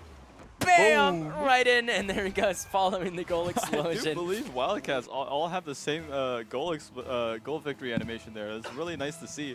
A little bit of teamwork there just to let them know every single time. Got the Cowboy. Yeah, 1-0 is the count right now. Oh my God, the fake from Bubbly's just going to send it right in. Oh, what a shot that is. Elijah just went up for it. He gets bumped out of nowhere, and just X-Ray tries to save it, but it's nothing as Geyer is up 2-0 with this very aggressive play style. Yeah. Okay, here comes the tip-off. It's just absolutely crazy. As you do see, oh no, the kickoff. No, Can it go anything? Yes, it's going to shut that one down. Almost saw a kickoff goal from Case right there. as Whoop-Up sending this one. Yeah, after such a large time of inactivity, my brain will actually explode if we get another 2 goals by the 2-minute mark. Yeah, so right now, absolute insanity in the first minute. On pace, X-Ray, No! what a shot that is! Has to shut that one down as sending this one back up towards the blue side, but Asa is just gonna dribble it in the air, just send it back over. As we see a 3-man commit on that ball, and this Absob is gonna send that one top right corner. X-Ray is gonna shut that one down. A minute has passed, and it's already 2-0 in favor of Geyer Wildcats. And Asa is just gonna, we see some demos in the back from Elijah and Bubbly, kind of just making up for last game with the amount of demos. So might see a lot more demos this game as we did last game. There's already were a couple that led to some goals. Oh, there we go. Nice flick there from Elijah on the ground, but does not go over towards the net. Demo. Probably would not have gone in as is. As Ace is going to dribble this one. No boost. He does get the fake. Free. Pass it back to his teammate, but X-Ray's there to shut that down. And this is going in as an empty net. And there it is. X-Ray finds it. Top corner for Case Eagles and makes this game only 1 goal lead for Geyer. Yeah, Case Eagles really leading Wildcats around by the nose, just leading them on a wild goose chase. And by the time they realize what's happening, the ball's already halfway towards their goal, and they can't do anything about it. Yeah, really thinking about that wild goose chase, as the Eagles are a type of bird, so I guess it is the right way to think about it. Maybe the wild goose chase strategy is exactly what they're looking for, as Asa just kind of dribbles this one back over towards Case's side, as Bubbly is going to get a touch here in the corner. X-Ray right to Abzob, excuse me, but just nothing happens there. 2 minutes, and we've already had 3 goals in this game. Asa gets the second reset, but then goes for the ground pinch instead. Just said, I'm good. I don't need to get that double reset, as Asa sends this one back over. Abzob, can he get the redirect he wants? Oh, he's just going to bounce off the bottom of his car. He gets the bump on Wub-Bubs, as Bubbly sends it back to Asa. Asa off the corner. Net's empty. Can he get it in? No, he cannot. Wub-Bubs actually made the net not empty anymore. Back corner! What a shot from Bubbly. Bang, bang, bang, says Bubbly with his second goal of the game. What a shot in the back corner. Nothing they can do. What a Case precise Eagles. flick. Oh my goodness. The flick to specifically choose that quadrant of the goal is insanity. We were talking about how high schoolers have that huge skill gap between us and them. I mean, I could not have made that shot if I tried. Oh, what a save that is from Abzob. He already saw a great shot right there, but an even better save as Bubbly. Oh, he saw his teammate get the double commit happen, but X-Ray is going to shut down with that 50. No dunk for Bubbly, as this ball looks to be going close to in, but Asa is just going to shut that down and send it back over. The net's empty. Can Asa get the touch he needs? The dunk! Oh, attempt does not go in. Habs up, throws himself in, and nothing there. What a save from Case Eagles. Can they get this fast break going? No, they cannot. As Asa shoots it towards the net, top corner, nothing there. So much is going on right now, ladies and gentlemen. I swear, as of right now, my heart has skipped multiple beats as Asa tries to go for the dunk. Nothing there, as X-Ray is going to send it back right corner. And things have not calmed down one bit. Things are heating up, actually, in fact, as Abzob is going to send that one off the top of the net. Bubbly's going to send it over to Jay, who has no boost right now, as his teammate actually took the boost right next to him. Asa's going to send this one. Asa, oh no, almost own goals right there. Come on. As Bubbly's just going to take a demo for his troubles. As Bubbly, after getting the demo, just sends it back over. See if X-Ray wants to let him know, and he's not. He's actually going to let him know with the ball rather than getting a demo. He does get a bump mid-air. See if that does anything for them. Boost here. Jay, in a 2v1, sends it back into the corner. A minute remaining. So much has happened. And here goes Jay, just sending it back into the corner. A lot of these corner plays have been seen, but nothing much has come out of them. Yeah, so Eagles is playing super duper, just kind of rotating back and forth around, just getting these little pot shots off. I really think they would benefit from just kind of rotating all as a team and coordinating an attack. Yes, we do see the team play coming in, but a good save from Bubbly. X-Ray taps it off to Wub-Bubs, who taps it back off the top. And Bubbly's just going to save that one. X-Ray is not going to get a good touch. It's just going to be sitting up there floating, as Ace is going to actually go for a fake as his teammate ends up getting bumped after that. Abzob. Bubbly's just going to shoot it in. Bang, Bubbly's bang, got a bang. hat trick in game 2, and Geyer looking to take game 2 very strongly with a 4-1 lead right now. Yeah, with 30 seconds on the clock, it's pretty much curtains closed for Case Eagles here. We'll see what happens, though. Again, this is Rocket League. Anything can happen. But we're going to be very much hoping that we're going to be able to score 3 goals within 30 seconds. That's impossible. 10 goals per second, and we're Oh, you already see kind of behind Jay. pace. Yeah, that was actually almost that pace for Jay, as we do see a lot of people in the corner right now. Bubbly's just going to try and take things slow here. X-Ray tried to challenge him, but got nothing. As you see Jay sending it back over. Can Case get anything going? It doesn't look like they're going to get it. Asa smells more. He really wants that 5th goal for his team. Bubbly sends it back in. Back corner. Ball, is it going to be kept up? Yes, it is. See if anything happens here in this last timeless goal as Asa goes for All a right, musty Asa. just midair towards his own net and actually gets the save right there as Wubbubs tries to send it over. It's actually floating towards the blue goal right now as it gets the pinch right there as Jay, they bumped each other midair. What? What even happened right there as Oh, Geyer man. takes game 2 4-1 after some shenanigans there to end the game with 0 seconds on the clock, because everyone likes to know the first rule of Rocket League is keeping the ball up. And rule number 1, actually, we haven't seen any rule 1s yet today. Would be very surprised if I saw any. I actually got one in myself yesterday. It was a backwards Whoa. one, so it was kind of rare. But Backwards rule 1. yeah, it was as of right now. So going into game 3, we see the lead for Geyer 2-0. Yeah. I mean, honestly, you know, Geyer able to kind of show that, you know, they were kind of able to adapt, and these kind of crazy goals are finding out of nowhere. I mean, these gaps in defense are pretty much, I can't see them. Yeah, I mean, it's the shots that we see, that back corner shot that we saw from Bubbly to give them a 2-1 lead was absolutely insane. Yeah. I would not, like, nobody in that I would know at least would be even close to making that shot. It was, I wouldn't even dream of shooting something like that, but he saw it and he made it. It was absolutely insane. And they end up winning 4-1, which is crazy. Yeah, that's insane. Yeah, now moving into game 3, Case needs to get something going, or else we might have a sweep on our hands. Yeah, you know, potentially finding more creative angles, approaches to getting points. You know, obviously Bubbly, you know, having just a crazy. Oh, wow. Immediately a demo we see on X-Ray from Asa, just letting him know that he's there. That's This still X-Ray here. does get a tap right here. Can he pinch it over towards the middle to his teammate? Yes, he can, but Wubbub's just going to send that one up, try and bait Asa to miss, but he cannot. As X-Ray is going to pop that one into 2 Geyer players, but it's not going to go in their favor. They're not going to find the touch, as X-Ray is just going to take it into his own corner and try and get a pinch off the ceiling. Yeah, there he goes. There's the pinch off the ceiling, as Asa is going to send this one. Sit back off the corner as we see some demo plays trying to come in from opposing teams. Nothing but a harmless jump can cover for you, as Asa does get one beaten right there. Asa just sending this one mid. X-Ray's going to meet him, though, as this ball's going to fall into Jay, which nothing there is. Wubbub's kind of on the back foot. Shadow defense is going to go for him. no. The bump, and it's too much. Geyer goes up 1-0, and already it was just absolute insanity, and Case tried to be aggressive, and it ended up not paying well for them. You see the amazing bump there from Abzob as Bubbly gets the 5th goal of the series. But this is absolutely insane to watch. I mean, at the very start of these games here, Case Eagles started off with a very strong 2 goals in a row. For Geyer Wildcats has almost gotten 7 points in a row uncontested. Oh, in the top left corner for Jay, just cannot find it. You need to score those if you're going to stay in this series for Case, but it's okay. There's going to be more opportunities. You cannot be discouraged in Rocket League. Anything can happen as the bump on Bubbly happens, as X-Ray is just kind of floating around here trying to get something.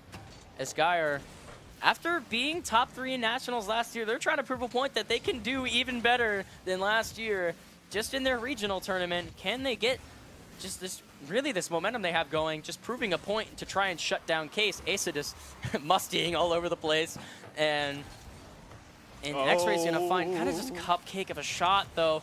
The Asa wins a 2v1 challenge without even flipping.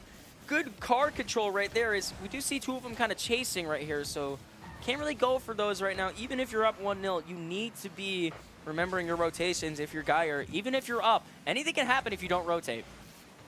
Yeah, swapping around the ball now. We are just crowding around this corner here. You know, nothing super dangerous for them right now. Oh, what a double All right. tap! Dude, what am I saying, bro?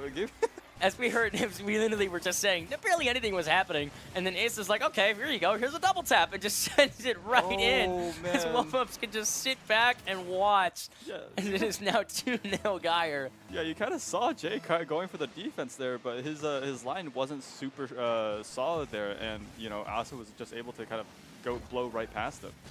I mean, yeah, that's just kind of been Geyer. They're just blowing right by Case, and just Case really has not done anything. They've only scored once this entire series. Actually, no, they've scored 3 times. Sorry, I forgot about game 1. Yeah. As really just, they've only scored, only scoring 3 goals in a 3 games so far in the series. You need to think just something's got to hit the back of the net if you're Case, and as of right now, nothing's falling. Yeah, something's got to change And it's here. looking dangerous, Oh, and no. Bubbly's going to find the 6th goal of this series for him, and just absolutely tearing it up. Yeah, you can see Case Eagles Jay here just trying to follow, trying to do their best to defend here, and unfortunately, Geyer Wildcats, just finding correct timing, correct speed of approach, managing to sneak it past. As we do see a good kickoff here for Case Eagles. Can X-Ray get the double tap right here? The good read off the back wall, but it does not go in favor as Wubs goes for a double tap attempt, but he makes it, and Ace is there to save it. Anywhere else, and that goes in for Jay. Just good read that was by Asa, and here comes Bubbly on the re-attack, looking for a 7th goal of the series and another hat trick.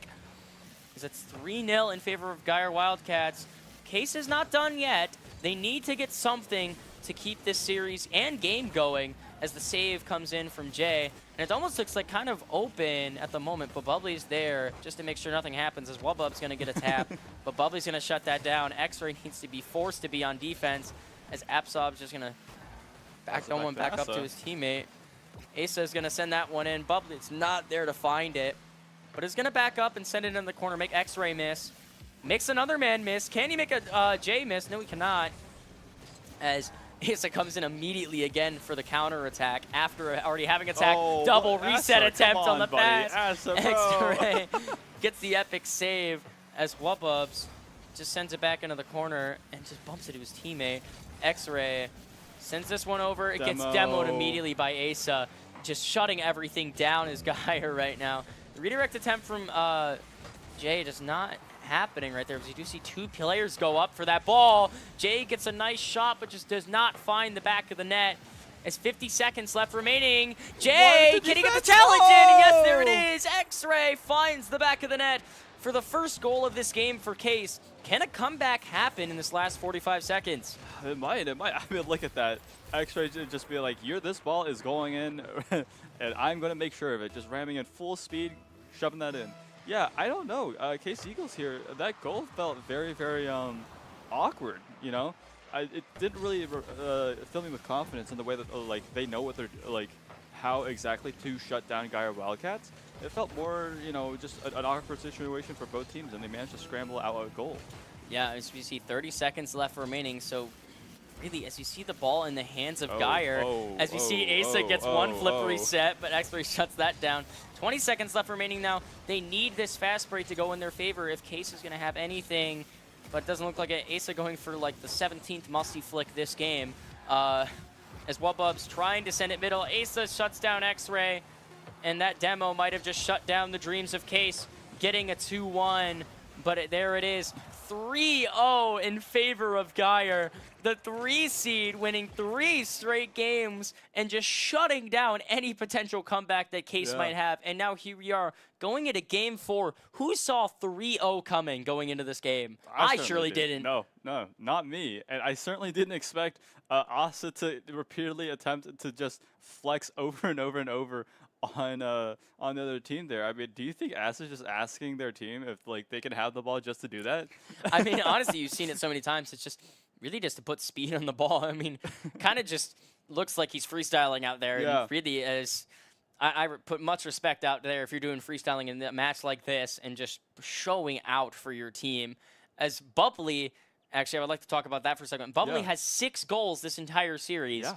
And over 3 games, that's 2 hat tricks over the course of 3 games, but 1 hat trick, 2 goals, and 1 goal. But really just taking over. Absolutely amazing. I would like to a quick shout out to Case, or Well, Jay, very nice defense plays there. Does manage to let a few balls slip past, but like I said, statistics don't mean anything.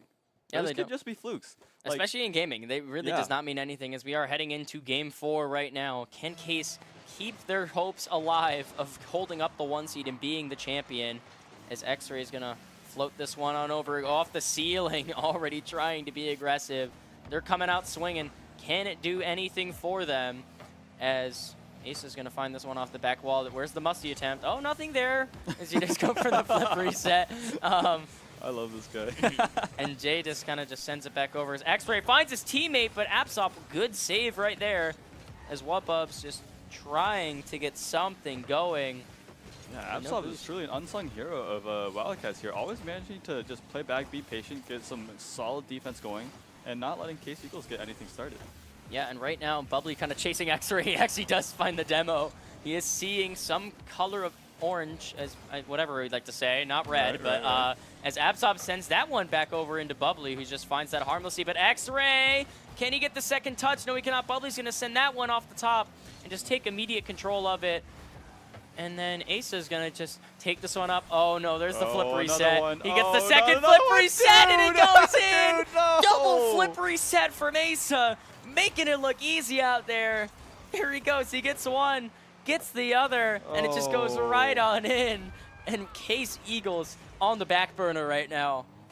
Yeah, Wildcats just wanted to flex at this point. I think they pretty much know that they have it in the back pocket, and Eagles is not feeling super confident. Does manage to get a demolition, though. That could prove useful for maybe 2 seconds. As see those 2 seconds already up as we see Jay. Oh, it's kind of dangerous there, but no blue players were able to save that and send it in for Case. As X-Ray sending this one back over. Asa's going to find it on the wall, but a kind of an awkward touch. Tries to back up as Jay's going to send this off the back wall, but Bubbly's going to find it and just kind of just make this ball his. But actually, no, Wububs says none of that. It's my ball now. It's going to bump right into Bubbly as X-Ray's going to shove that one. Pass straight to Asa. Yeah, here he sees X-Ray. Nice shot attempt. Absob's going to find it. Yeah, Absol here really proving defensive excellence here. Constantly defending the most crazy goals. Chase Eagles, their offense is no slouch, but Wildcats' defense is not bad either. Oh, and we see the dunk from Wububs, and there it goes. Case Eagles finds the goal they need. Even game we are at, and Geyer Wildcats really just kind of just caught sleeping. Yeah, I guess their defense is. I still stand by what I said before. They still have pretty good defense. Hey, statistics don't mean anything. Yeah, here we are as 1-1 now. Case Eagles finding the tie. Can they find a winner with 3 minutes left? Asa already making some plays. Does also go for a reset, but just ends it up just to send it off the ground as X-Ray going up for a second touch. Finds Elijah, his teammate, but then he goes in off the ground. Goodness. And X-Ray, what a shot right there. His teammate kind of just came in to fake it, almost seemed like, to send the ball in. X-Ray just said, you know what? Kind of a ground pinch, and just sends it right in. It's like you see that little boop, and it just goes right on in. Yeah. As Case Eagles taking their first lead since game 1. Yeah, I think they're really stepping up their offense game. They're playing a lot more tricky. Just these fakes, these like fake approaches. They're playing very unpredictable, and I think Wildcats are having a difficulty fighting against that. Or maybe Wildcats is just too busy showboating. Yeah, I mean, as of right now, I wouldn't really expect too much showboating, even in a 3-0 lead. But as of right now, you might even expect it as Asa goes for some more flashy stuff. As Bubbly sends it over mid to Absol, and he finds the back of the net. 2-2 is your score right now, as Case Eagles' lead did not last very long. Yeah, Absol pretty much saying, hey, I let you get a few goals on me a little bit. Let me just return the favor a little bit, give you the little cowboy animation, and we'll go back into the next round. And here we go. 2-2 now is your score with only 2 minutes remaining. So Wubub's going to send this one up. Asa's going to find it, though. X-Ray's going to get the tap back in. Asa's going to just save it right back off the top net. Does end up running into Jay a little bit here. Oh, Wubub's on the back. Here, can he get the save? Actually, he needs some help from X-Ray there. He does end up finding it. As Apsob kind of just watching Asa do some work right here. All right. Does end up getting the dunk, but Apsob gets bumped, saving X-Ray from any potential danger of a dunk as Asa goes for another big touch. Bubbly comes in and gets saved by Wububs. Minute 40 left as the aggressions from Guy are just non-stop right now. As X-Ray sends this one over towards the net, goes for the dunk, does end up going towards the back left corner. Yeah, I mean, yeah, Geyer Wildcats really actually does want to close this out as fast as they can, you know. I think we've all been in a situation where you give your opponent one more sliver of health thinking that it's already over, and then they just manage to come back. This is the one situation that Wildcats wants to avoid. They just want to finish off here. And so they're going to be playing a lot more aggressive, I think. Yeah, I mean, as of right now, we're heading in towards the last minute of this game. Can we have another overtime game? The last overtime game did go in favor of Geyer, as all of the games have actually gone in favor of Geyer. As you do see a demo from X-Ray. 2 men on the field right now for just this defensive moment. Asa gets bumped, shutting down any flashy stuff that we might see from Asa for this possession. Bubbly's going to find that one, bring it on over. As Jay's just going to bump him, as X-Ray's getting absolutely chased down by Asa right now. Just going to send that one back into the corner. 35 seconds as X-Ray finds that one. Good touch. Absob's going to be forced to touch this one to save it. Wubbubs goes in for that 50. Can the Doomsy dish potentially here, but Asa is going to shut down any potential shot attempts.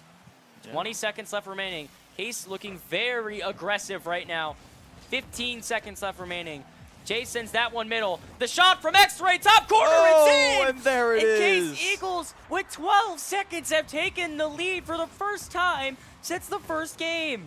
Yeah, I don't know how Wildcats can squeeze this one out. I mean, they might try for a little cheat strategy on tip-off here just to make sure that they can get this goal as fast as possible. Yeah, here we are moving in 3-2 Oh, as Asa man. immediately just makes back for what just happened by just demoing him and letting him know. 5 seconds. Can Geyer send this thing to overtime and try and shut this thing down in 4 games? Bubbly? Here goes Bubbly. The shot attempt is not going to find it in no. case Eagles takes their first game of the series, and we are at 3-1. Case is not dead yet, ladies and gentlemen. We are heading into Game 5. Yeah, that was really nice to see from Case, you know, climbing back, you know, making necessary adaptations, you know, finding those kinds of goals. It now seems like Case, from those couple of goals, they kind of know what's going to happen here against the Geyer Wildcats. Yeah, I mean, now that you've seen these two teams with how aggressive they have been, Yeah. Case kind of just really just let Geyer play into their hands and just made up for all of the mistakes that they made. And going into Game 5 here, I really don't know what to expect. Yeah, I mean, both teams seem kind of stable now. You know, both teams are kind of trading goal for goal. Although towards the end there, you know, Case was kind of just they took reins of the situation. They scored 3 in a row, I believe. Yeah, they 3 in a did row. right there, and here we are now. Case just proving that it was actually it was 3-1 on the scoreline because 3-1. they tied it up 2-2, and then they scored their 3rd goal and they actually evened it up there. So right now, Case just kind of just tearing it up. Really, you'd like to see as going into Game 5. This first kickoff really we'll see, as we already saw an immediate demo off the stop right there from Asa. So really a lot that we really can expect coming into Game 5, but anything can happen. Anything can happen, and as the go is announced, ball goes straight towards Case Eagles corner. Yep, and here we go. A lot of corner plays that we've seen today as Absop sends that one over. X-Ray gets the touch, but then Bubbly gets a nice 50, and Asa almost cleans it up. Asa kind of looking awkward here. Sends it right back to Jay, and Jay, with no boost, actually making a big play right here as Asa's just going to float this one back into the corner. Right up to X-Ray, but Bubbly beats him. Bubs kind of just taking this one as Elijah demos Bubbly. As what a shot that is from Jay, as Bubbly gets the save. X-Ray backs it up off the corner. And here we go. As immediately on offense is Geyer. And nothing there as Jay just shuts down any potential shot attempts, as Bubbly was very quiet last game. Did not end up scoring once, as we only saw the other goals come from Asa and Abzob. I guess that Bubbly was trying to let Asa have a little bit of the spotlight there. He's just constantly going for those little flips. As we do see that X-Ray actually does get the demo right there. Just letting him know that he's there. Asa does end up getting a save. Asa does go for another demo. As you do see, a lot of demos have been prevalent here as the flick comes in from Wubbubs. Just Bubbly just gets sent to the next planet over. And she ends up finding this 50, and it's not going to go in his favor. Wubbubs gets the save. What a save right there. keeping this net clean. 0-0. It's gonna float on in. Man. What happened right there? Nobody made a touch. An X-ray shot just floats right on in. In my opinion, two of the most miracle saves I've ever seen. But Case, keeps up the offense. They see these miracle saves. They're not like, we put our all into that one and we lost. It's more like, they spent so many resources going for those insane saves.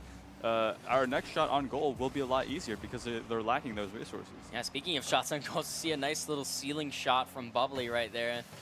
And X-Ray with no boost, just trying to be aggressive and win the ball back for his team.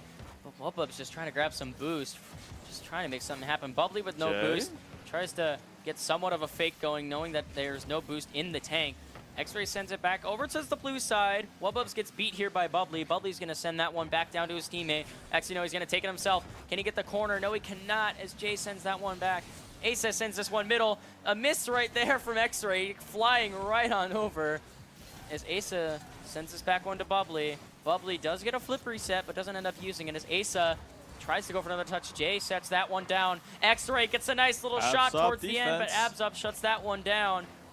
2 minutes have already passed, and so much has happened.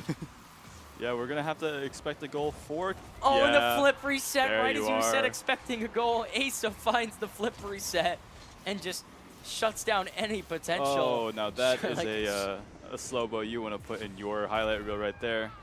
What a shot that is from Asa, proving that not just Absop and Bubbly are the teams that are the good teammates on this team. Asa showing that he can be flashy and score some good goals.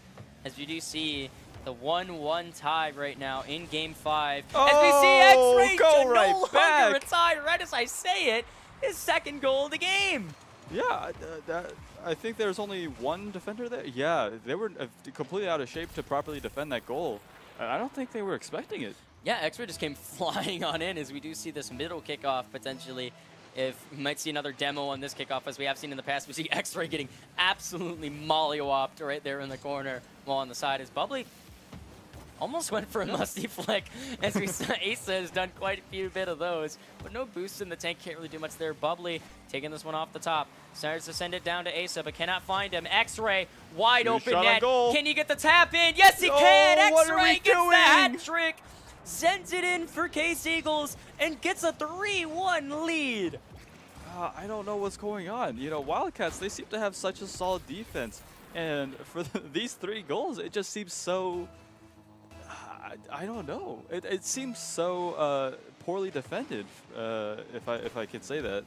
Yep, and here we are going in already of some aggressive sends the ball in immediately towards the blue side. Oh, Asa goes for a flip reset, and Jay shuts that down. They shut that one down this time. Shuts that one down in the corner. X-Ray almost got into a Rule 1 with Bubbly right there. Asa tries to Doomsy Dish, gets shut down again by Jay. Jay's been playing absolute amazing defense this whole time. Gets the 50 in favor. Asa's going to send that one sky high, and X-Ray is going to send it back. Almost the ball has barely moved like from it where it is currently on the map. And Asa sends that one up top as Bubbly sends that one. And can you get the top goal? No, you cannot. As Asa gets a full boost pad. Tries to be dangerous, has one flip reset, gets for another, and just barely just going up, finds it. And there we go, Asa with a nice little pass. It almost seemed like shot the 3 ball, but then said it's a pass because he airballed, and Absop sends that one in. I love the patience there from Absop, just watching his teammate kind of do a 1v3 and trying to take advantage of what Case Eagles do. And they tried going all for Asa there, and Absop was just able to just go in for. Oh, speaking of Absop, he just finds the back corner. What? How did this ball go in? Hold on, we gotta watch this. Absop sends that one. Wubub's on an awkward angle and just goes right on in. Oh Lord, that is so unlucky. It happens sometimes. We all make mistakes. That was so unfortunate. As anything can happen on a kickoff, as we've seen. That is our second kickoff goal of the day. X-Ray going for a ceiling shot, passes it back to Jay. Nothing there, as he's just going to shut down any attempts from Asa. Bubbly and Asa being very aggressive, holding hands right now. X-Ray going from the back corner, sends this one up towards Jay. Can it go in? No, it cannot. As Asa gets the save right there as we see a lot of orange players towards this corner right now. Asa beats Jay. It's almost open, but X-Ray's there to save it as Abzop in a 1v1 right here can get anything for his team.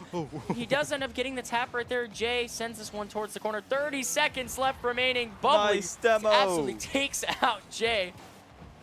As you see, Asa going again for these air dribbles in the air just to get the ball over to the orange side, but it's not working. As Asa goes for it's another Nice musty, pop-up. and Bubbly tries to go for the extra tap, but it does not end up finding it. X-Ray, 10 seconds left remaining. Are we gonna see another overtime game to potentially decide the series for Geyer Wildcats, or is Case Eagles gonna force a game 6? We'll see as the ball is gonna tap off the back corner right here. Is it gonna stay in the air? It's staying in the air for the moment. Oh. Asa almost had it there. The net was empty. 3-3, and here we are in overtime. Yeah, moving in here, both teams are playing so incredibly aggressive. I haven't seen this. Oh, You see immediately the flip reset from Asa. Aggressive is an understatement. And here we go. Asa, full boost again. no, not again. Are we going to see a flip reset this time? No, we're not. He's going to fake it, but Jay's going to get the save. X-Ray's just going to clear it out of the way. Excitement would be an understatement. Is this series, ladies and gentlemen? Is X-Ray the double commit? Asa gets the save and sends it back in as Wubblubs. Back over middle. They need to get a touch here as Asa is going to find one. Only 30 seconds have passed in overtime. It's so much is going on. As X-Ray's going to send this one over middle. Wubblubs goes to find it, but then X-Ray's going to send it over towards Bubbly in the corner. Wubblubs gets the demo. Nothing there as Bubbly gets the save. 50 seconds left. 50 seconds have passed, excuse me, as going for a demo already in the back corner. Wubblub's going to send that one. Asa's going to try and get a touch. End up finding another one. Full boost reset. And it's going to go back. Jay and Wubblubs go up for that ball.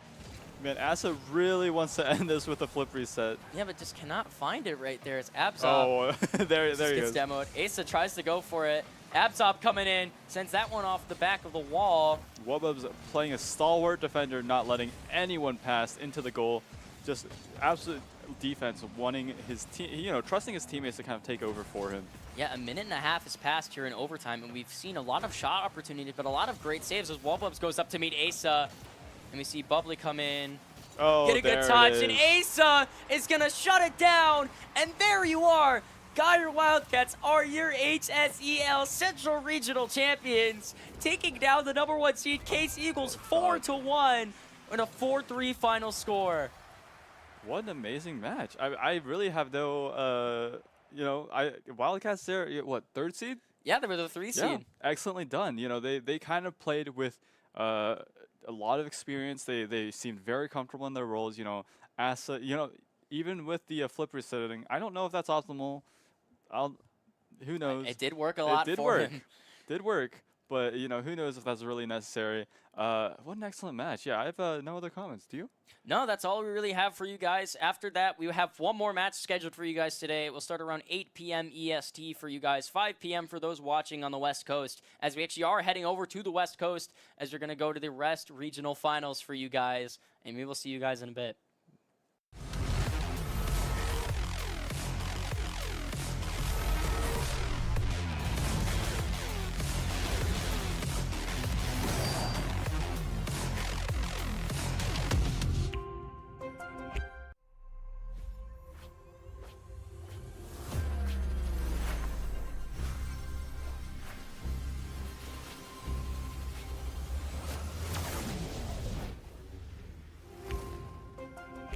Tired of looking for tutorials on YouTube that are designed to keep you watching instead of actually learning and practicing?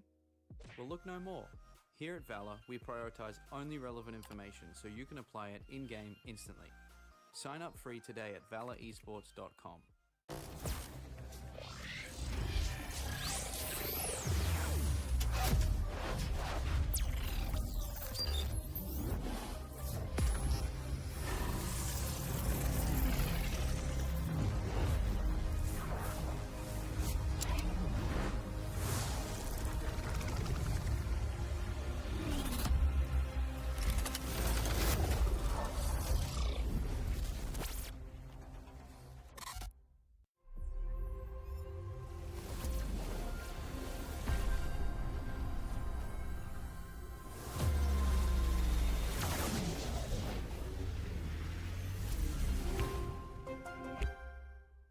can use Valor's training platform to bring professional esports into the classroom, and I'm going to show you how in 30 seconds. First up, let's choose the training camp that's right for me. Our platform is inclusive of all experience levels, so there's a range of choices. Here you can see a structured training roadmap. Let's start our first session.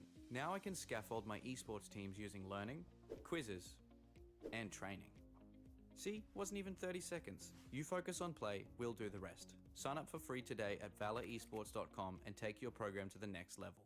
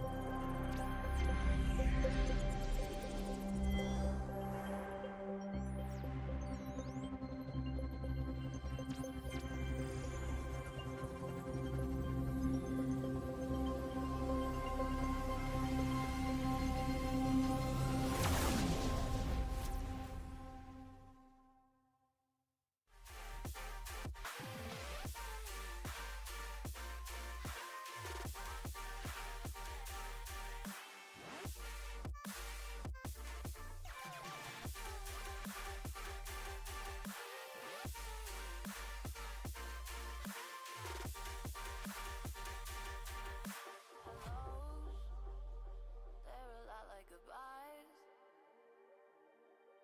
Of course you love me now, but give it time.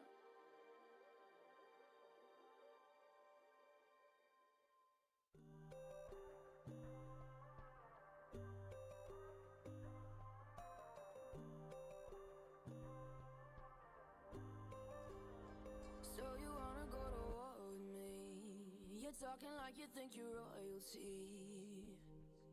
You think that I'm afraid, but I don't break. I heard you question my stability. You think I'll fall just like a guillotine, but I am here to stay, won't look away. The storm is coming, so you better start running. No, you can't control, feel it in my bones. I'm coming for the, coming for the.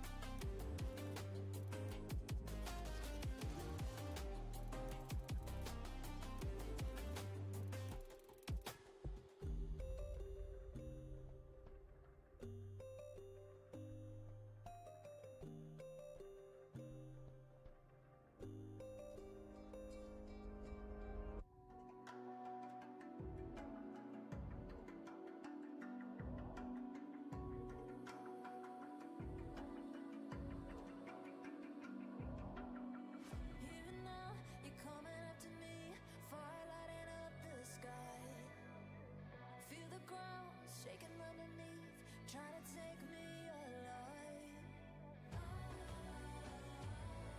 Get ready for the fallout. Can't stop me now. I got no rival. I'ma fight my way through the blood and pain game of survival. Any time or place, watch 'em run away. I got none. I'll be standing on my own, never gonna take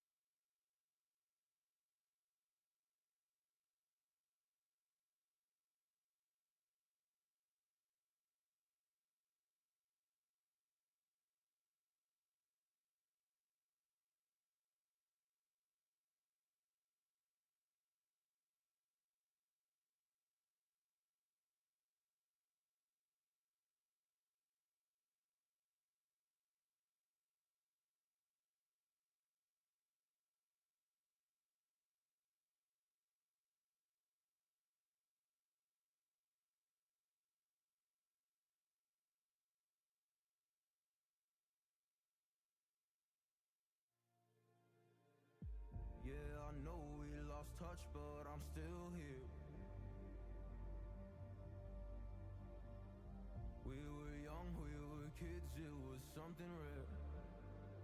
I told you everything, but when it all burned down and you were left with nothing, did you question God or did you see it coming? Come on, oh come on, yeah. When it all burned down and you lost my number, or you couldn't even call, didn't know if you recovered or not. Come on.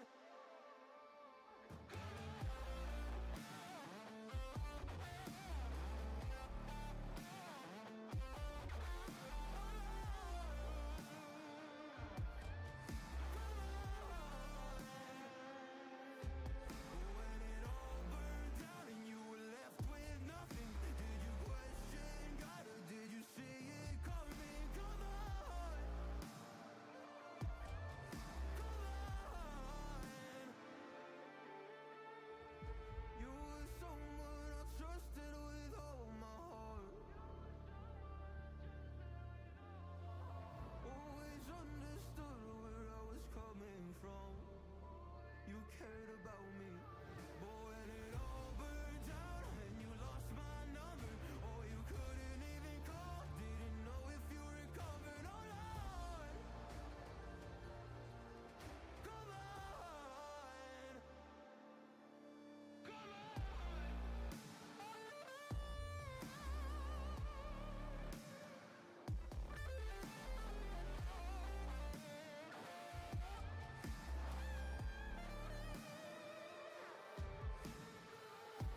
And I didn't know if I would see you again. Oh, did I lose you? I think I might have lost you. But when it all burned down and you were left with nothing, did you question God or did you see it coming? Come on,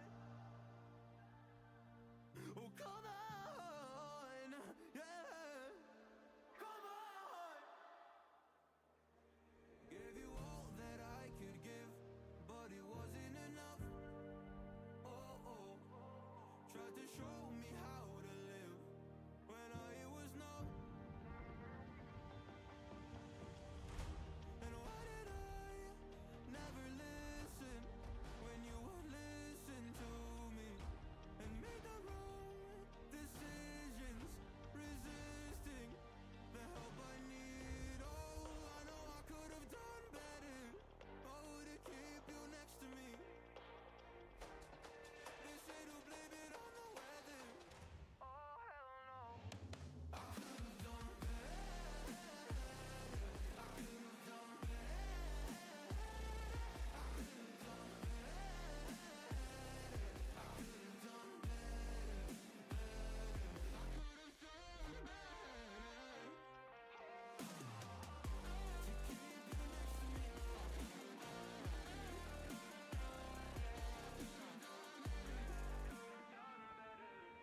Tried to give the best of it, but it was coming undone. Oh, every choice filled with regret till the night we were done. So sick and tired of trying to listen, but feeling so misunderstood. Every word and action misfigured by promises no good.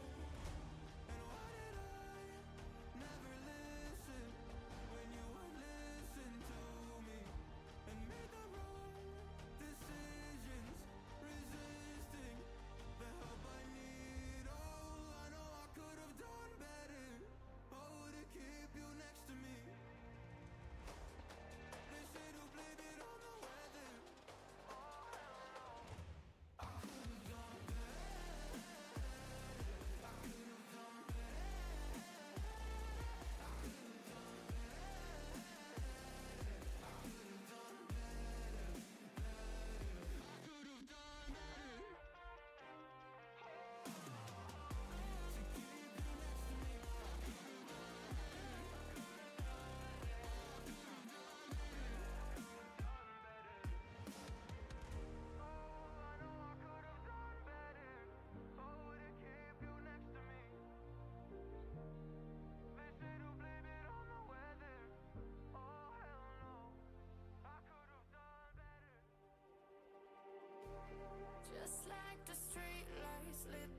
down like a fire in a blaze. Gotta burn it down.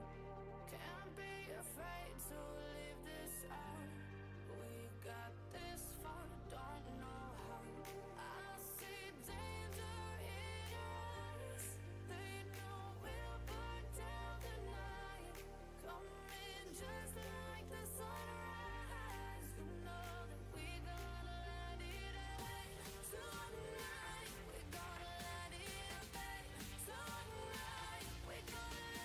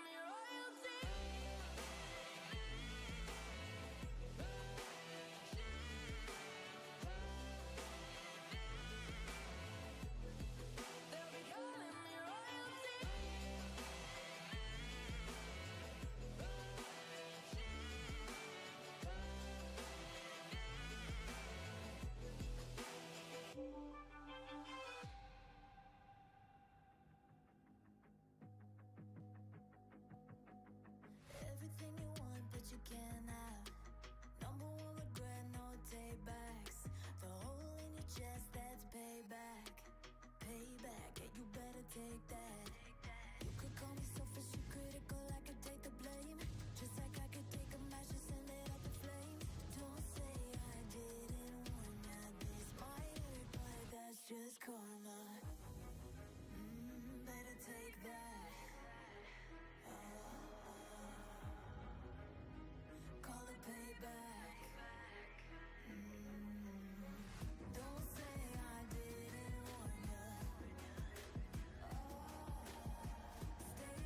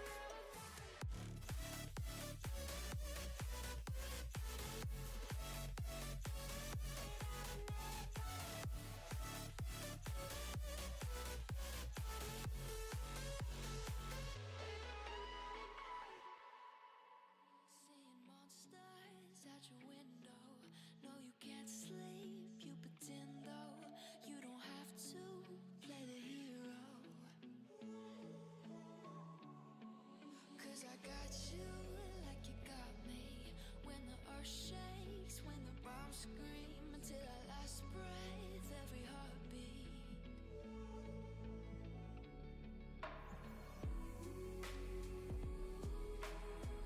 You know I'll come running.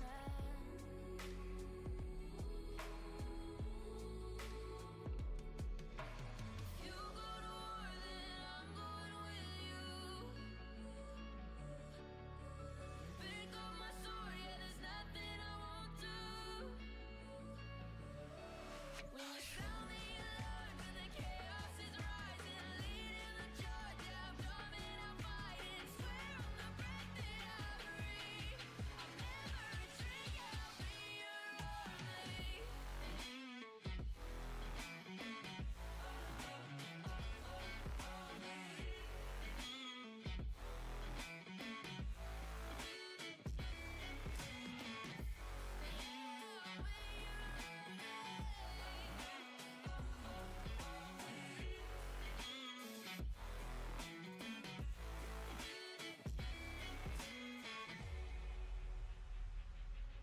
When your nightmares turn to real life and the ground's filled up with landmines, we will face it standing side by side.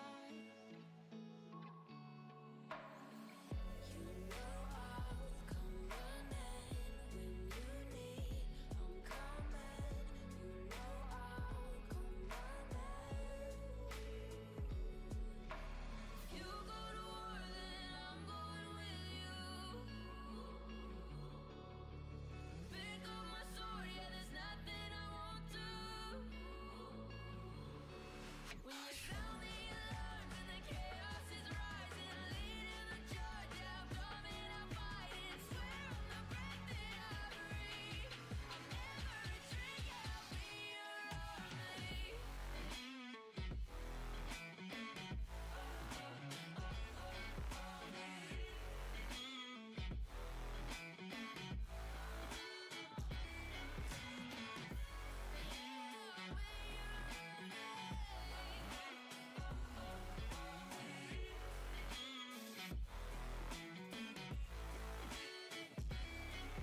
If you go to war, then I'm going with you. Pick up my sword, yeah, there's nothing I won't do.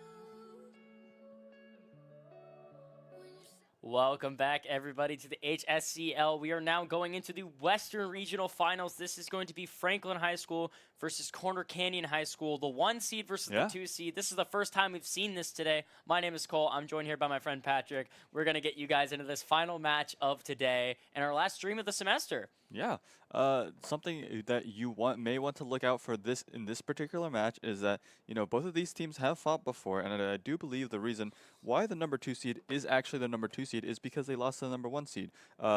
Franklin.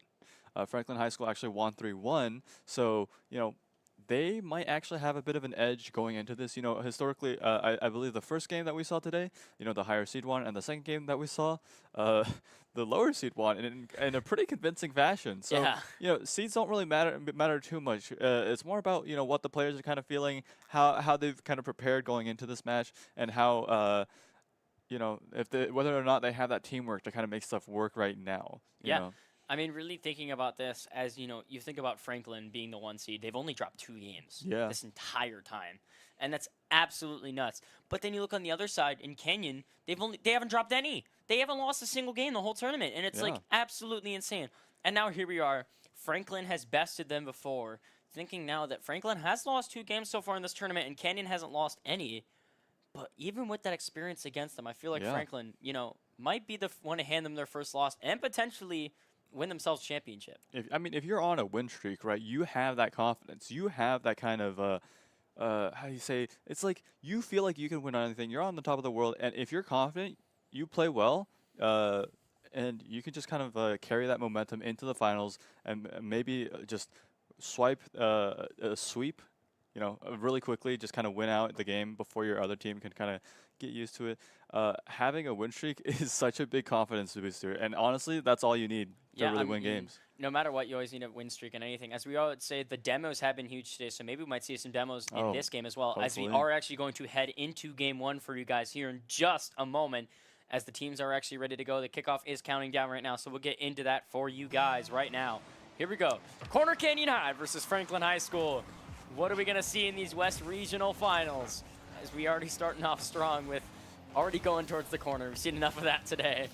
Yeah, a huge shot on goal here, potentially. Unfortunately, you know, there's too many defenders there, and Corner Canyon High School is going to kind of back off a little bit, recognizing that they can get a better opportunity later, which could be right now, actually. Yeah, as we do see that nice little pinch coming in as Crossed comes in, tries to get a 50, but then a huge pickup there from Knob as he sends another one to Big Coop. shoot on goal. And Coop, nice assist there from his teammate as he sends it in and gets us off started hot with Franklin High taking the lead 1-0. Yeah, what an excellent angle there. You know, you see X-Sync kind of angling a little bit up just so the defender on goal can't get there, you know, very, very effectively. If you full commit for the ball like that, you kind of leave yourself open to those shots on goals. Speaking of shots on goal, Left with the double tap, immediately answering. Franklin High just had to sit there and watch as Lep goes for an amazing double tap right over Coop's head, and there it is, 1-1 in the first minute. Answering right back, yeah.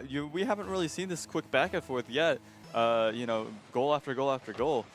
Again, as we said, you know, these high school games, aggression is the name of the game. Get those points, get them fast, and make sure your opponent can't catch up. Speaking of getting them fast, we already see another double tap attempt coming in as Cross clears that one out.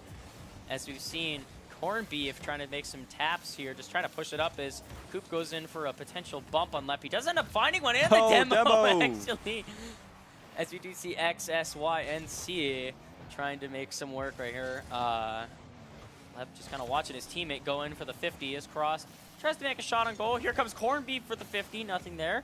As we have Corned Beef trying to make this challenge here, does end up getting the 50. These guys shutting each other's offense down pretty effectively here. Oh, that it was could close be a right there. huge shot. Corned Beef with the shot back in, and there it goes! 2-1 is your score. Corner Canyon High answers back after another goal in, and it's 2-1. Yeah, we've never really seen this type of aggression before. You know, usually it's score a goal, 3 minutes of downtime, score another goal. This is back and forth, back and forth. This is truly just aggression is the name of the game. And here we go. Aggression is definitely the name of the game right now. As Lep off the kickoff already gets it to his teammate Cross. Corned Beef is going to find that one and beat Coop on that 50. Cross is going to end up taking the boost from Sync right now. And Coop just sending it back over to the left side. He does find the pinch off of the wall, but Corned Beef ends up finding that one right there. Yeah, just unable to really find a solid line of offense here just because, you know, Franklin High is always putting some members in the way of their attack. Yeah, speaking of some offense, we got a pass in here, and Corned Beef finds a third goal for his team as he has his second of the game. Cross throws it a complete dime up the top. What a crazy Sitting on angle. top of it. He gets bumped out of the way, but it's too much for Corned Beef to just send it right on in. Yeah, excellently played for Corner Canyon High School. What an amazing angle there approaching from the ceiling. Oh, speaking of angles, we might have another kickoff goal coming in. But Oh, no. Corner Canyon actually ends up saving that one. Franklin High did score off of the kickoff last time, so maybe Corner Canyon's offense is just really keeping Franklin High from doing anything. As you see a nice little bump right there as Sync's going to take the boost from Corned Beef. He's going to flop around in the back there for a second. Here we go. It was kind of graceful that we just saw there from Coop. Kind of just flew right on by as we see Sync going in, double tap attempt. Does get the tap that he at least somewhat wanted. Yeah, now moving over to orange side, Franklin High might be in a little bit of trouble here, but you know, Corner Canyon High, they don't really want to extend an advantage that they don't necessarily have. Yeah, speaking of being in trouble, seeing a lot of aggression here from the orange team, and there it goes, no! Snap off the post. Oh, it's unfortunate right there as Sync tries to get a second tap, but Lep gets the touch he wants, but then floats away from the ball. Can Coop get anything going? No, he cannot. And here it comes. Corned Beef sends that one up middle, and there it goes. Cross finds a fourth goal. And there it is. 3 shots on goal. 1 hits this target. And there it is, 4-1 in favor of Corner Canyon High. Yeah, upon loading up the game, we assumed this would be kind of a closer game, but right now it just seems like Corner Canyon High is constantly able to out-handle, out-maneuver Franklin here. Yep, and here we go. Coop does get a good kickoff and gets demoed immediately. Sync clears that one out to the corner. Ends up getting demoed himself, and Cross finds the back of the net for his second goal already. 5-1 is your score in game 1 at Corner Canyon High. is taking control of this game. I'm really starting to see why these guys have a bit of a win streak here. They're able to constantly maneuver the enemy team into these situations that are unoptimal. And in these cases, it's just setting up your teammates for a demo. Speaking of setting up, going for a flip reset there was Coop trying to get something going for his team here as Cross is just going to float down kind of disrespectively here as Sync is going to get beaten on that 50 there by Cross as Corned Beef coming in. Barely any boost left, just goes for a nice little pop shot right there. As in they go, nice. Sync actually gets the demo midair on Leb. Could be huge as Coop gets absolutely bumped into the next dimension, as I have to say. Coop going for a demo. Does end up getting a bump, but not much there for the orange team as Franklin High not getting much going in game one here, as it's 5-1 right now in favor of Corner Canyon High, and they're looking for more. Corned Beef sending this one middle, but Knob clears that one, but here comes Cross back in. Only one guy in net. Coop is going to end up clearing it. Here we go. Just over a minute left remaining as Corned Beef wins that 50 off of Coop. Yeah, just kind of juggling the ball around. Corner Canyon High truly just keeping the ball into the... Oh, and there it goes! Cross finds the back of the net. His last 3 shots have been on target and have all hit the back of the net. That's a hat trick for Cross as he makes this thing a 6-1 game and all but over for Franklin High in game one. Yeah, Corner Canyon High is going to want to carry this momentum throughout the rest of the games here. You know, going 6-1 is a huge wall to overcome. If I'm Franklin High, I'm thinking, you know, I'm kind of mentally boomed a little bit. This is such a huge score difference, and usually this doesn't really happen in closer games. Yeah, I mean, Corner Canyon High does have the opportunity to go for a potential Brazil here if they score another goal. Ooh. But with 40 seconds left, I feel like all they want to do is just let this clock run out and take that first W. Or who knows, they do want to maybe crush their opponent's dreams if they really want. This is high school, as Nop sends that one up to Sync, and that one's going to find the back of the net. It may be all but too late. But who knows, Franklin High getting a bit of synergy here going into the rest of the series. 6-2 is your score. Nice shot that was right there from Sync, though. Yeah, very nice, very, very nice. Yeah, 6-2 for now. You know, we still do have a couple seconds left on the clock here. Corner Canyon High is probably going to be very much egoing for another goal, even though they don't need it. I mean... Yeah, they are kind of just taking things slow here. Probably trying to go for maybe another goal here as Lep actually does fire it that way. As here goes, oh, Coop actually just fired it past Sync. And there it goes, the final 10 seconds counting down. And that is probably going to be the end Another of game goal. one. But there you go, Coop finds the back of the net, making this thing 6-3. Making the scoreline look a bit better than it did. Maybe giving them a bit of, not less momentum for Corner Canyon going into this next game. So Franklin kind of just really feeling it out. Maybe game two will be a lot different. 4 seconds left, not much they really can do, but just really kind of feeling the back of the net, knowing that it is not just a brick wall back there. Yeah, you know, as we said before, just knowing that people can bleed is usually enough to just keep you into the game. And there we go. That is going to be the game for Corner Canyon High. You know, excellently played there. 6 goals almost in a row. What a show of dominance there. Yeah, that was absolutely insane. As we did notice, for some reason, the MVP screen was a little messed up there. Yeah, thank you, Psyonix, for that. Rocket League, we do love you very much. Anyways, thinking now after that dominant Game 1 performance, but then at the end there, you saw Franklin High really just kind of making a comeback in a sense. Do you really think that going into Game 2, maybe Corner Canyon was being a little too passive there at the end and letting those goals land, or maybe Franklin was maybe just really getting their feel going? Yeah, I think... Unfortunately, more often than not, in those situations where you're kind of just up, you just tend to play a little bit more sloppily. You know you're going to win, and so you'll just let a couple balls go through, you know, not because it matters, you know. You've already got a 5-point lead. You know, there's no possible way you can score 5 goals within that little bit of time. So, you know, they're just playing sloppy. I think they thought that they could afford to let a few goals through, and they did. We'll hopefully be able to see them play a little bit more seriously at the start of the next game where, you know, they do actually have something to work for, which is that point lead. Yeah, I mean, right now with a 1-0 lead in favor for Corner Canyon High, really you kind of just have to play with a chip on your shoulder. You've lost to this team before in the regular season, and now they really are playing like they want to win, and they're really feeling it right now. As you can see the fake kickoff, just trying to just keep control here. As Leopard making some plays. Coop gets a demo, and Sync gets the nice save, keeping that thing out of there, making this still a 0-0 game to start off in the first 10 seconds, which literally in the first 15 seconds last game, we already saw a goal. Yeah, and you know, at the very start of the game, you know, we were about to see one too if it weren't for the fact that, you know, we're a little bit more cognizant of these shots and we're a little bit more aware that we should be defending against these early goals. Yeah, as you see the demo there in Coop. Coop's been getting a couple demos already in these couple games as Nop sends that one to the back corner. He's getting chased by Leopard right now. Sync sends that one to the middle, which is actually going to fall almost into the hands of Coop. Yep, he's going to catch that one. Cross comes in, sends that one middle. Sync is going to run up and get that for the easy save. Cross is just going to get the demo. Didn't really do too much, though. It actually keeps him out of the play as he sends this one top left corner. Leonard does not find contact with that, but it's off the target, so it doesn't matter. Sync gonna try and send this one mid. Leonard makes the miss right there. Sync goes in for the dunk, nothing there. Coop tries to get the 50. Leonard is there just to save it in time. In the first minute, we've already seen a lot of shots, but no goals so far, unlike the last game. Sync gets a good touch right there. Coop comes in and finishes, and Franklin High takes their first lead of the series. Yeah, what a scramble near goal there. You know, Corner Canyon High is all stuck in goal with little to no boost. You know, they can't really defend as effectively as they want. You saw Leopard, Corned Beef, and Cross all kind of just congregating in the center of goal, trying to get like any form of defense going. But unfortunately, if you have no boost, you have no defense. Yeah, speaking of having boost, full boost on full boost right there. Coop wasted all of his boost just to try and get something going there. Nop's just going to send this back to Sync, who has barely any boost, so he just sends it in the back left corner. Sync just tosses this one up mid, forcing Cross to use that boost and just take possession of the ball here. As Coop's going to fly in, use most of his boost to send that middle. Cross gets a demo on Nop. We've seen a lot of demos this game. Another demo. Speaking of that, 2 more, 4 3. to 5 oh my goodness. demos. Oh my god, everyone on the field is gone. We even saw a spawn demo there for a second.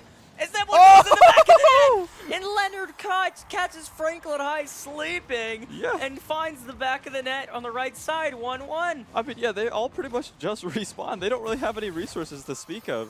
So taking advantage of that gap in, you know, respawning from being demoed, you know, very well played. Yeah, as we do see the very aggressive plays coming in, very aggressive, seeing nothing but red on the opposing side. 3 demos in 5 seconds, and he's gonna find another goal as this one's gonna float right in. I think that was, yeah, the shot was made super early right here, and we didn't really do anything. Oh, that's very unfortunate. You know, when you are angling for those kind of ball touches very far away, it's kind of hard to kind of go for them unless you set yourself into a position, unless you like actually expected it. And they didn't really expect that. Speaking of not expecting anything, there goes Cross that shoots that one on the right side, right as you were saying it there. That's just a nice shot from Beef, and 2 kickoff goals in a row. Seems to be the killer for Franklin High here in game 2. I mean, this is so unfortunate. You know, Corner Canyon High, once again, being extremely dominant these first couple of things. I mean, we might see a 6-1 again. We might get deja vu. Speaking of it, Leonard finds his 3rd goal. Another kickoff goal for Corner Canyon High, and it's 4-1 in favor of them. Man, Leopard is truly just getting off to a running start every single game. Constantly getting these goals. I mean, wow. That's all you really can't say is wow, is finally a kickoff. Just does not end up immediately in the net for them. Oh no, and here comes trouble with Corned Beef. He does get the flip reset, as he does get the save though. Nom saves that one. No damage here dealt on this kickoff, although after 3 straight kickoffs for Corner Canyon High, making this thing 4-1. Very scary, and Leopard finds the back of the net again. It's 4-1. As you were just saying, it could be potentially another 6-1 game. We're on that track right now. What a shot from Leopard. Yeah, the ability of Corner Canyon High high school players to just put themselves in such good positions to kind of completely throw off Franklin High's defense is so unparalleled. You know, demos, so many demos, left, right, 3 demos right off the bat. Seeing so much going on right now. Corned Beef throwing it back to the mid, getting a shot at goal. Yeah, we see a lot of aggressive plays right now from Corner Canyon High. They are not letting up one bit. They know what Franklin High is capable of, but they really are not letting any capabilities happening as Corned Beef gets another demo on Nop, just showing that they are dominant, and this is why they won most of their games. And they actually still have not dropped a game yet this tournament. Yeah, and well, this might be the first one. This is looking so severe for Franklin here. Franklin High is down quite a bit. Yeah, they are. I mean, right now, 4 goals in Rocket League is a lot, especially in this level, as it's going to be 5. 6-1. And Corned Beef is going to find it. After 3 assists, he finally finds the back of the net. With that amazing shot from the opposite side of the field, Coop just gets bumped, and there's nothing he can do about it. Yeah, I mean, we've been in this place before, but the difference is that now we have a little bit more time. Benjamin Franklin High School does have a little bit more time to work with, you know. Speaking of time to work with, Wow. immediately off of the kickoff, so much of that we've seen. Just the kickoff being the absolute killer for Franklin High. That time it almost goes in their favor, as Coop is going to get a touch here. Leopard's going to go up with it, but Coop's what a going to find goal. it for his second goal. As we've seen the same exact scoreline we've seen last game so far. Might even see 6-3 again, but who knows? Franklin High is not done yet. As you see, All right. already a minute and a half left in this game. This game's been going on for quite some time. Yeah, moving into the game here, we're going to get a little bit of a hit off towards the Franklin High side. But man, I just want to say, Corner Canyon High, their offense has been immaculate, but their defense is also really, really good. Yeah, and there's another demo. Corned Beef, blue team for Corner Canyon High. They've just been getting so many demos lately, and it's absolutely killing Franklin High. At least not on the kick vocals they've gotten so far. Leopard sensing blood in the water, goes for another shot there. Cross finds one in the back of the net for his second of the game. 7-2 is your score for Corner Canyon High. Yeah, I think Corner Canyon High at this point is just playing casuals. They're not, they have such good teamwork. I don't think I've ever seen this kind of teamwork from a high school team.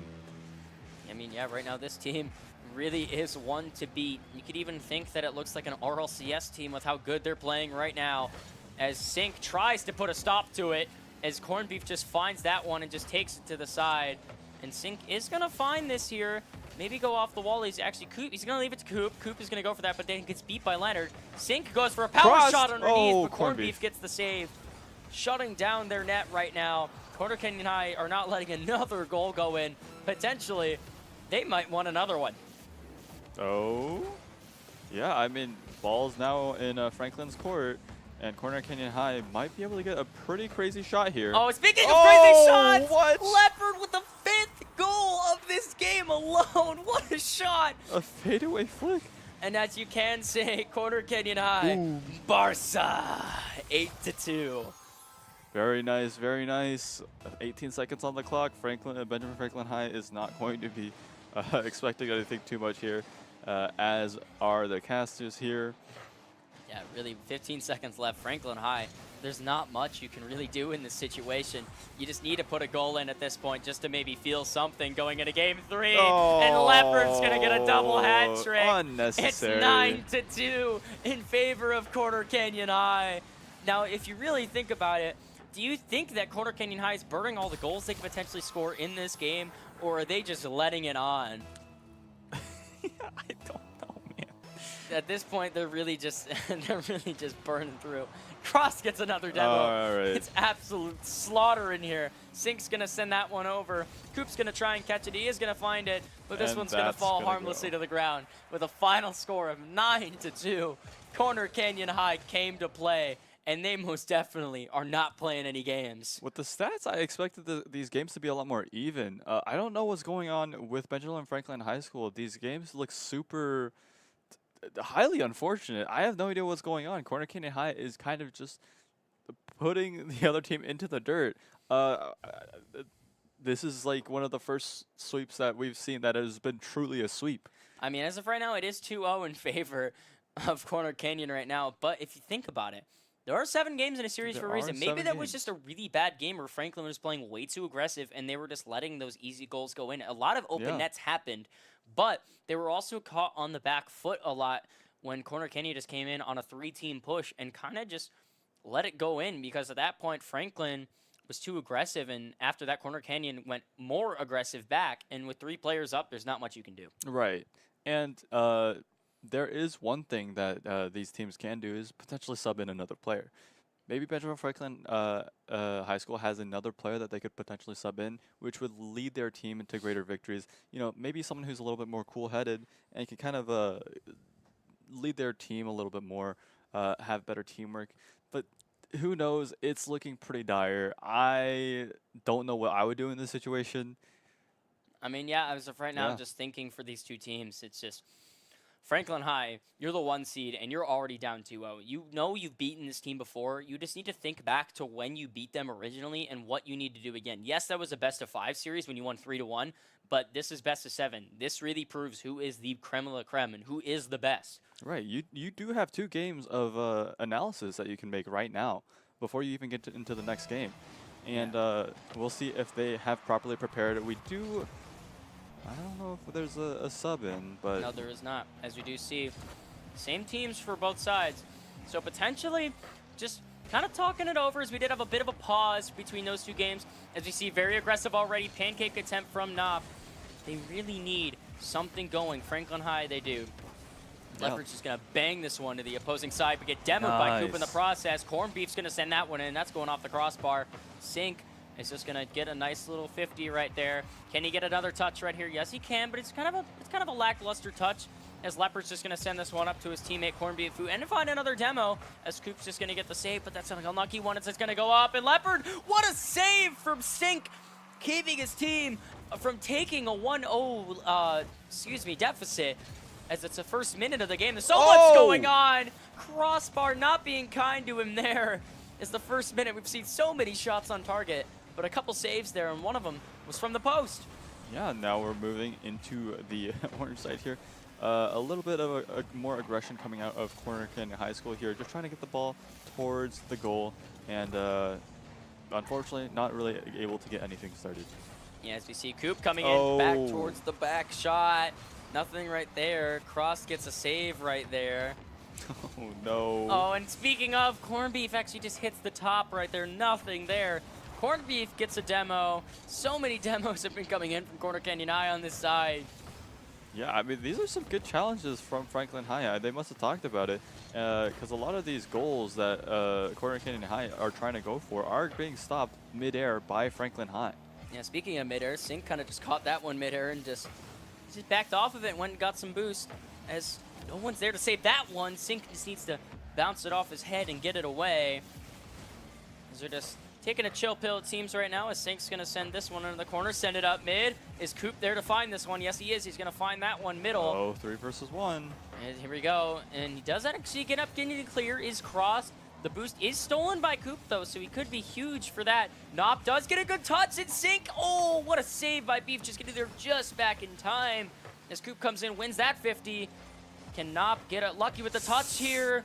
Got someone coming in from behind him, so he couldn't save it there. Leopard's going to take advantage of this one, get a team pinch. Cuxer pinch attempt. Corn Beef's going to send that one in for Corner Canyon. The Cuxer pinch assist from Leopard. Good pass. His teammate was right there for it. Sink, while even going supersonic, just not enough speed. Yeah. I mean, I love Leopard here. You know, his ability to kind of set up goals for his team is so unparalleled. You know, just shooting the ball straight down the court, straight to his teammates, and, you know, having Crossed or Corned Beef just always be there willing to, you know, lay him up is really nice. Yeah, I mean, you see a really aggressive player right there. Crossed ended up getting the save, thankfully, for Corner Canyon High. As you see a booming clear here, as Sink's just going to pick that one up, try and make a 50 out of it. Leopard's going to win that one with no boost. Oh, they don't end up getting the touch they want, but nobody's there to challenge it. Coop's going to send this one into the corner. Leopard's going to send that to the right side, right to Sink, although we just see a demo. Cross getting another demo on Coop. Seen a lot of that this game. Leopard burning most of his boost just to get this one out of the corner. Coop's going to get that 50, send that to the other corner. Going to just go right into the hands of Corned Beef with a full boost tank. Is he going to do anything with it? No, he's not. Nop's going to get the save right there. Sink's going to try and find that one on the wall, but can't. Potential shot on goal here. Yeah, Cross is going to send that one right over top. Leonard passing this one out. It's going to land right in the hands of Corned Beef. Can he get a second touch here? No, we can't. Nop's just going to get the clear. It's going to go right into the hands of Leopard. The absolute insanity that we're seeing from Corner Canyon High. So aggressive. Sink, though, gets him sleeping and finds the back of the net. Coop saw his man upfield and passed it up to him and said, I got you, buddy. Yeah. Sink with the ground pinch wave dash, it seemed like. And 1-1, this game is even right up. Yeah, halfway through, it kind of felt like Corner Canyon High School wasn't really playing defense. Their kind of motto this game has always just been offense is the best defense. If we just keep shooting the ball, they'll be too busy defending to actually launch a good offense. But you know, all of their players were upfield, and they weren't able to do anything. Yeah, speaking of a field, almost had a chance there as Coop had a shot on goal. It was just barely went off to the right. As we're seeing Leopard going for a redirect here over towards the orange side. Just going to land harmlessly in the hands of Coop, as that's actually going to get pinched back over towards Leonard, who's just going to catch this ball but get challenged immediately by Sink. And here comes Nop. Oh, Corned Beef beats him to it. Here he's going to send it up top, middle here. Sink is going to just get this safe aerial right here. Nop ends up beating Crossed right there. This one's going middle. Corned Beef sits nice little clear right there as Coop sends this one to the corner. Leopard gets the miss, sends towards the middle. Nop just going to watch that one harmlessly go past him to his teammate. Corned Beef is booming clear, but ends up getting exploded in the process. This ball is just going to go over towards the left side of the field. Now back towards the corner for the orange side. Oh. Corned Beef just kind of get flown into the net there. 15 seconds left remaining in this game as we've got 1-1 tied up, potentially overtime. Extinct wants to stop that right now. What a save! Corned Beef! But Coop finishes it, and 2-1 is your score. Goal line save attempt. But it wasn't enough for Corned Beef as he gets an amazing save, but Coop's there to clean it up. Yeah. Although it is 5 seconds left, you know, I wouldn't keep them out of the picture just yet. They have been shown to get some crazy early game goals. Looks like that's not in the books today. Yeah. Oh, wow. Just barely that ball didn't roll up the net. But Franklin taking their first game of the series. Game 3 is all theirs. And as we see, 1-2 is the count right now for the series. So we definitely got a series on our hands, folks. Do not go anywhere. This stream is not going anywhere. You guys can watch the Game Awards later, I promise. So here we are going into Game 4 of this already. Franklin really just played extra passive and just took those extra opportunities from Corner Canyon being really aggressive. Yeah, amazing adaptation there, recognizing that we're letting too many goals pass, and these guys are making a lot of mistakes by trying to score as many goals as they have been. And just kind of letting, letting the other team kind of make mistakes really lets Franklin score some more goals. Again, a very slow-paced game there, but it worked. Yeah, I mean, that's all you really can think about. A slow-paced game, 2-1, low-scoring game. Unlike the past 2 games in this series, no team has scored less than 3 goals in any of these games so far. And as of right now, that's the first time we've seen that from either side. And really, Franklin just ends up coming on top. So really, the goal for them is to slow down Corner Canyon and take advantage of those weaknesses. Yeah, and Corner Canyon, you know, as much as I enjoyed seeing those goals on goals on goals, maybe that's not quite the way they want to go about it. Yeah, we're just going to reconnect into the game here for you folks. We just had a quite little stoppage right there. We'll get to Game 4 for you guys in just a moment, as we're just having a bit of difficulty right now. But really, it gives us more time to talk about Game 3. If you really think about it, that was a great game overall. You really thought it was going to go to overtime, and then out of nowhere, you see that amazing save come in for Corner Canyon High, thinking that something out of nothing is going to happen, but then nothing, like, it just, goal gets scored. Yeah. We're actually going to head right into Game 4 for you guys, as we are going to get back into it here for you. 30 seconds in. Nothing's happened just yet, so you guys haven't missed anything. As Crossed already is going to prove why we were waiting 30 seconds. He's going to go for a ground pinch right to Corned Beef. Corned Beef, shot on goal. Oh, nothing there. Shot on goal! Beef, he does find that one. 2 shots on goal. One of them goes in. That's all that matters. In the first 40 seconds, ground pinch pass to his teammate, and then cleans up the rest and scores the back of the net, bottom left corner. Yeah, that was one of those goals that you look at and you put in your advertisement. What an amazing play there from Corner Canyon High. Yeah, as you see this one just go into the back right corner, kind of harmlessly, making Crossed really just use the rest of his boost here, so he can't do much else. Although his teammates can. Leopard can't actually find anything Big there. Shot. He actually can to God. Corned Beef. And oh no for Franklin High, if you're thinking on that side right now.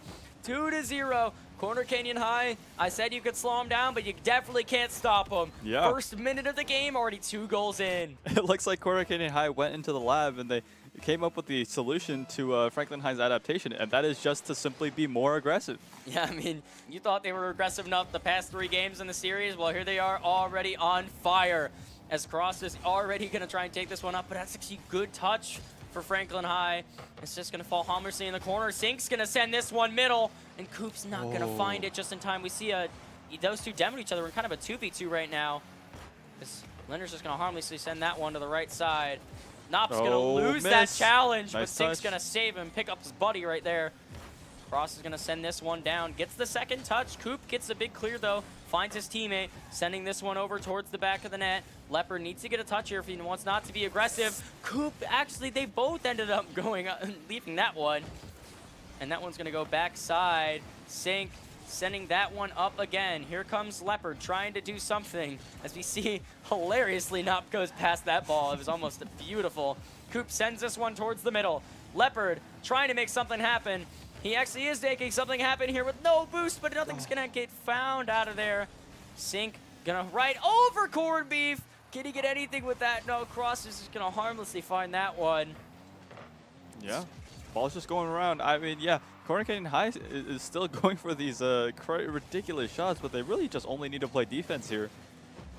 Yeah, really playing a lot of defense right now is Corner Canyon High. They haven't really had to play too much, though, as not too many shots have gone their way. Speaking of shots, there's one. As Leopard's going to save that one. No. And here they are on the counterattack. Coop stuck in a 1v2, but ends up getting the clear he needs. Cross going to send that one up high. Someone needs to tap this ball if you're on Franklin High, and they are going to find that one. Leopard, no boost on the sidewall, is going to save that for the moment on this side, but Sink is going to clear that one over. Cross goes for this 50, going straight into the hands of Coop with a full tank of boost. Can Coop find anything? Yes, he can! Woo! Top left corner, right over the defender, and nothing is stopping Coop from scoring this goal with a full tank of gas and boost in that sense.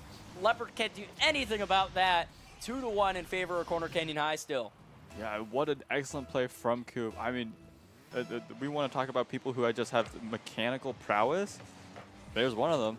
Played very well there, and now we're looking at another potential goal for Franklin High. I mean, potentially, as you see Leopard just using the rest of his boost to send that only to the corner, but then Corned Beef's going to have this one off the wall. Oh, this is looking dangerous. No. Leopard almost had the pinch. That was going to go right on in.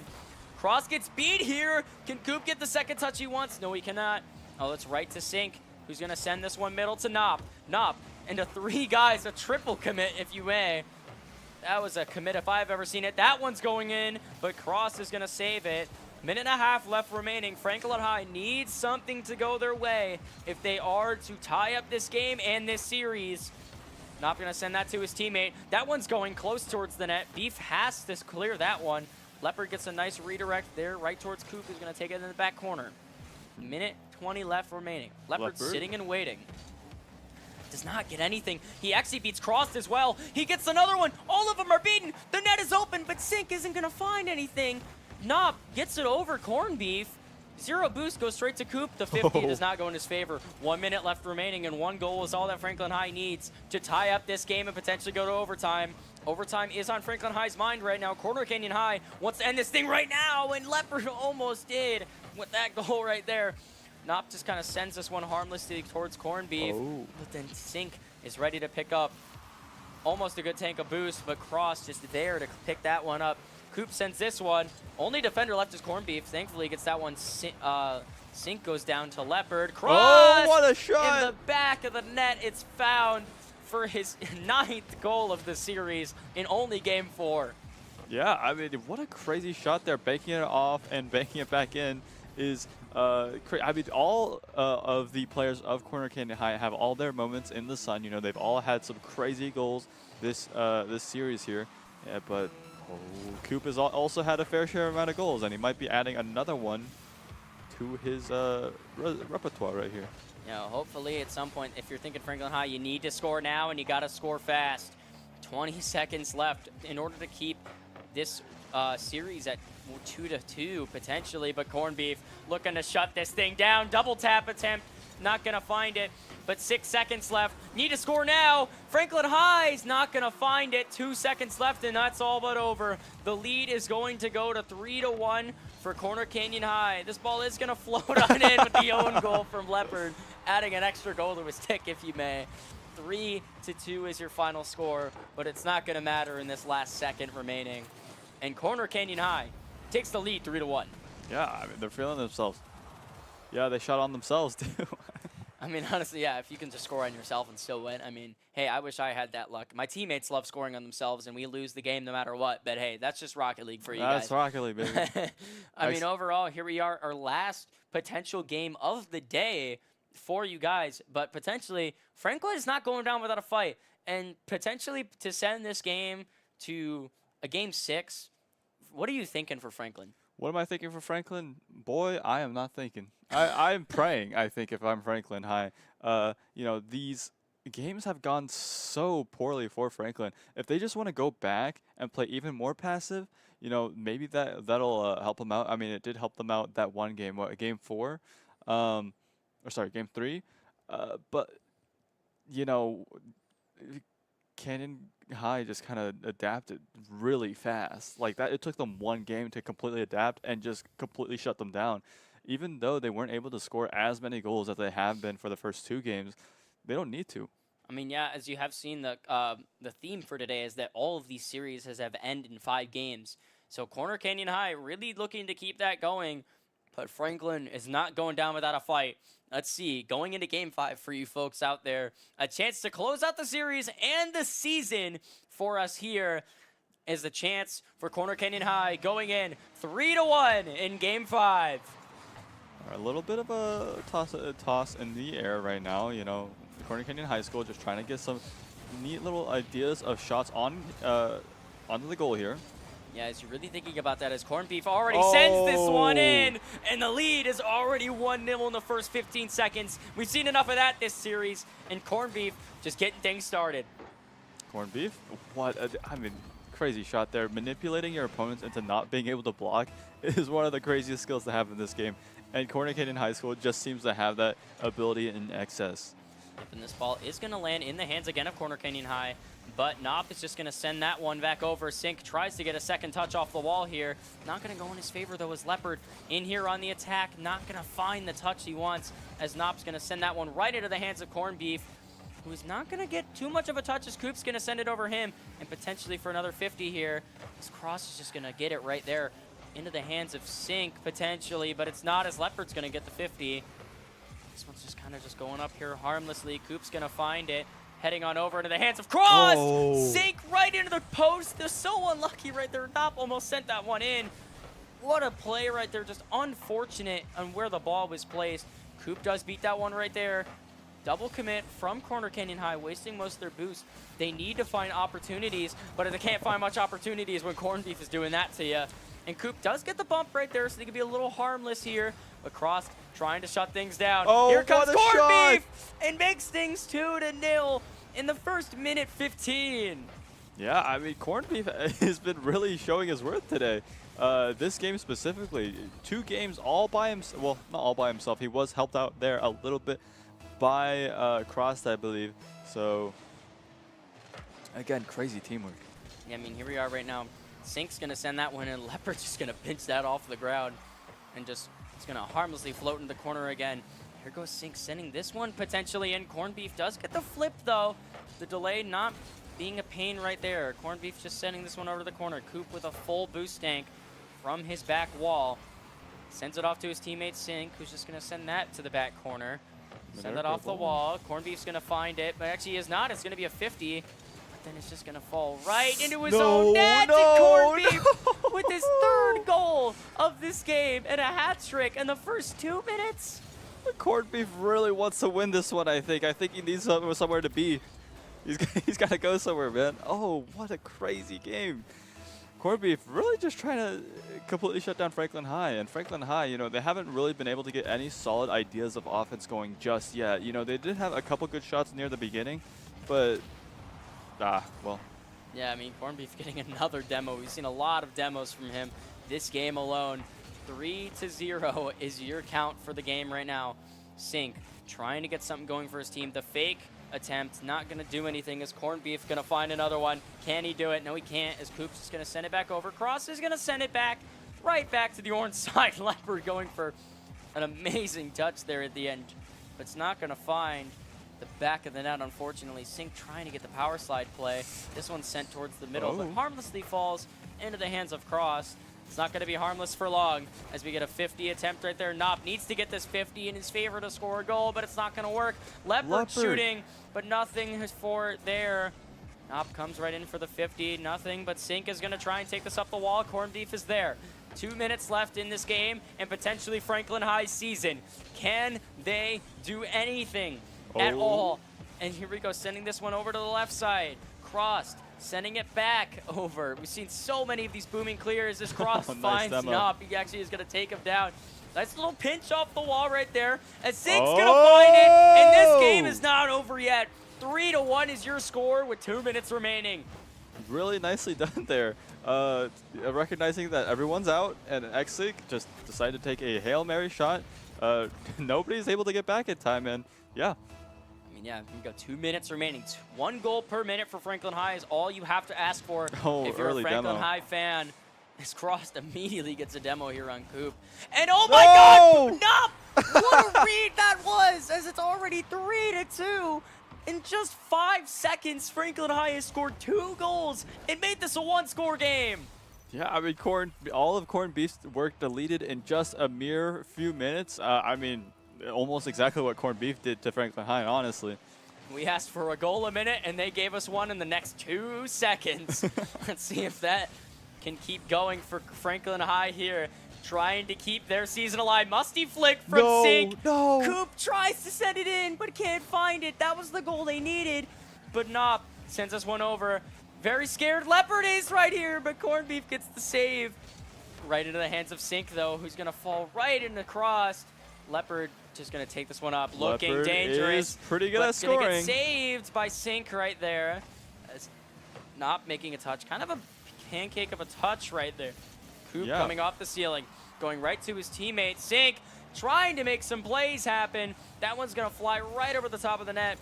There's going to be no man back here, though, for Franklin High, looking very scary. Sync's going to send this one into the hands of Leopard. It's actually going to bump off his forehead, and Cross just gets it out of there for his teammate. As X-Sync just bumps it right into Corned Beef. Things have slowed down here a bit. Cross demos Coop again. Leopard goes for a redirect play, does not get anything. Sync going, passes to his teammate. Not there in time, and Leopard gets another demo. 30 seconds left remaining. Leopard looking to shut this thing down. Flip reset, and it's going to go off the top. Corned Beef! Corned Beef tries to score. Coop gets the save. Overextended is Quarter Canyon. Can Franklin High get something out of this overextension? Leopard making a play here in the corner. 15 seconds left remaining. Ladies and gentlemen, this is a close game. Can Franklin High do it? 10 seconds left remaining. It's going to come down to this last possession for Franklin High. Sync, 3 seconds left. Nop with 0 boost, tries to get the touch, and that's it. Quarter Canyon is your HSEL West Regional Champions, taking down Franklin High, the 1 seed, 4-1 with a final score of 3-2 in Game 5. Corned Beef, Cross, and Leopard are some of the most amazing players I've seen today. You know, excellent shots, excellent ideas. Big fan of that team.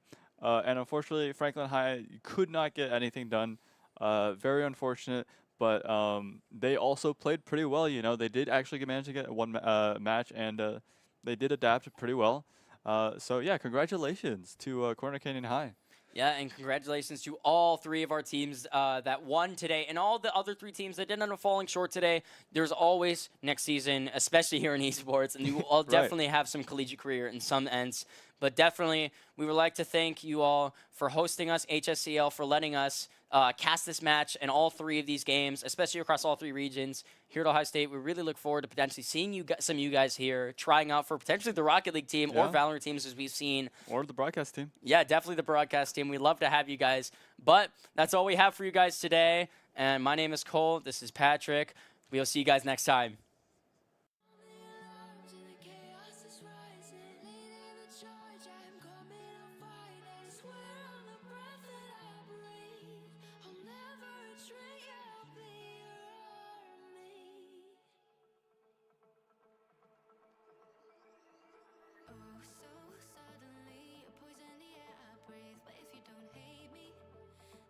You break me,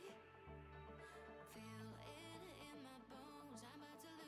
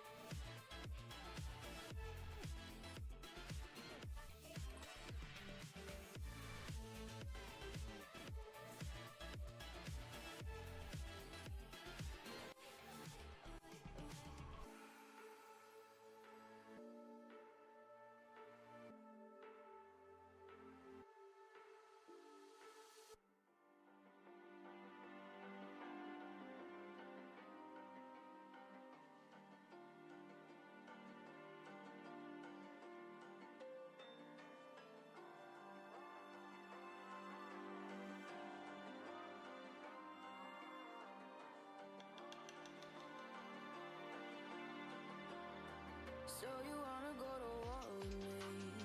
You're talking like you think you're royalty.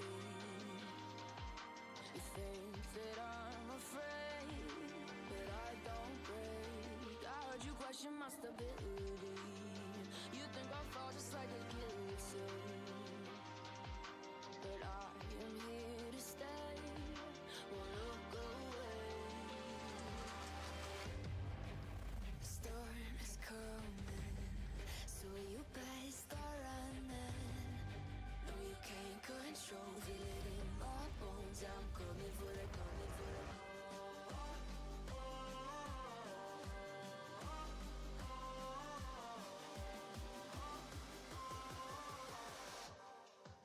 I'm coming for the throne.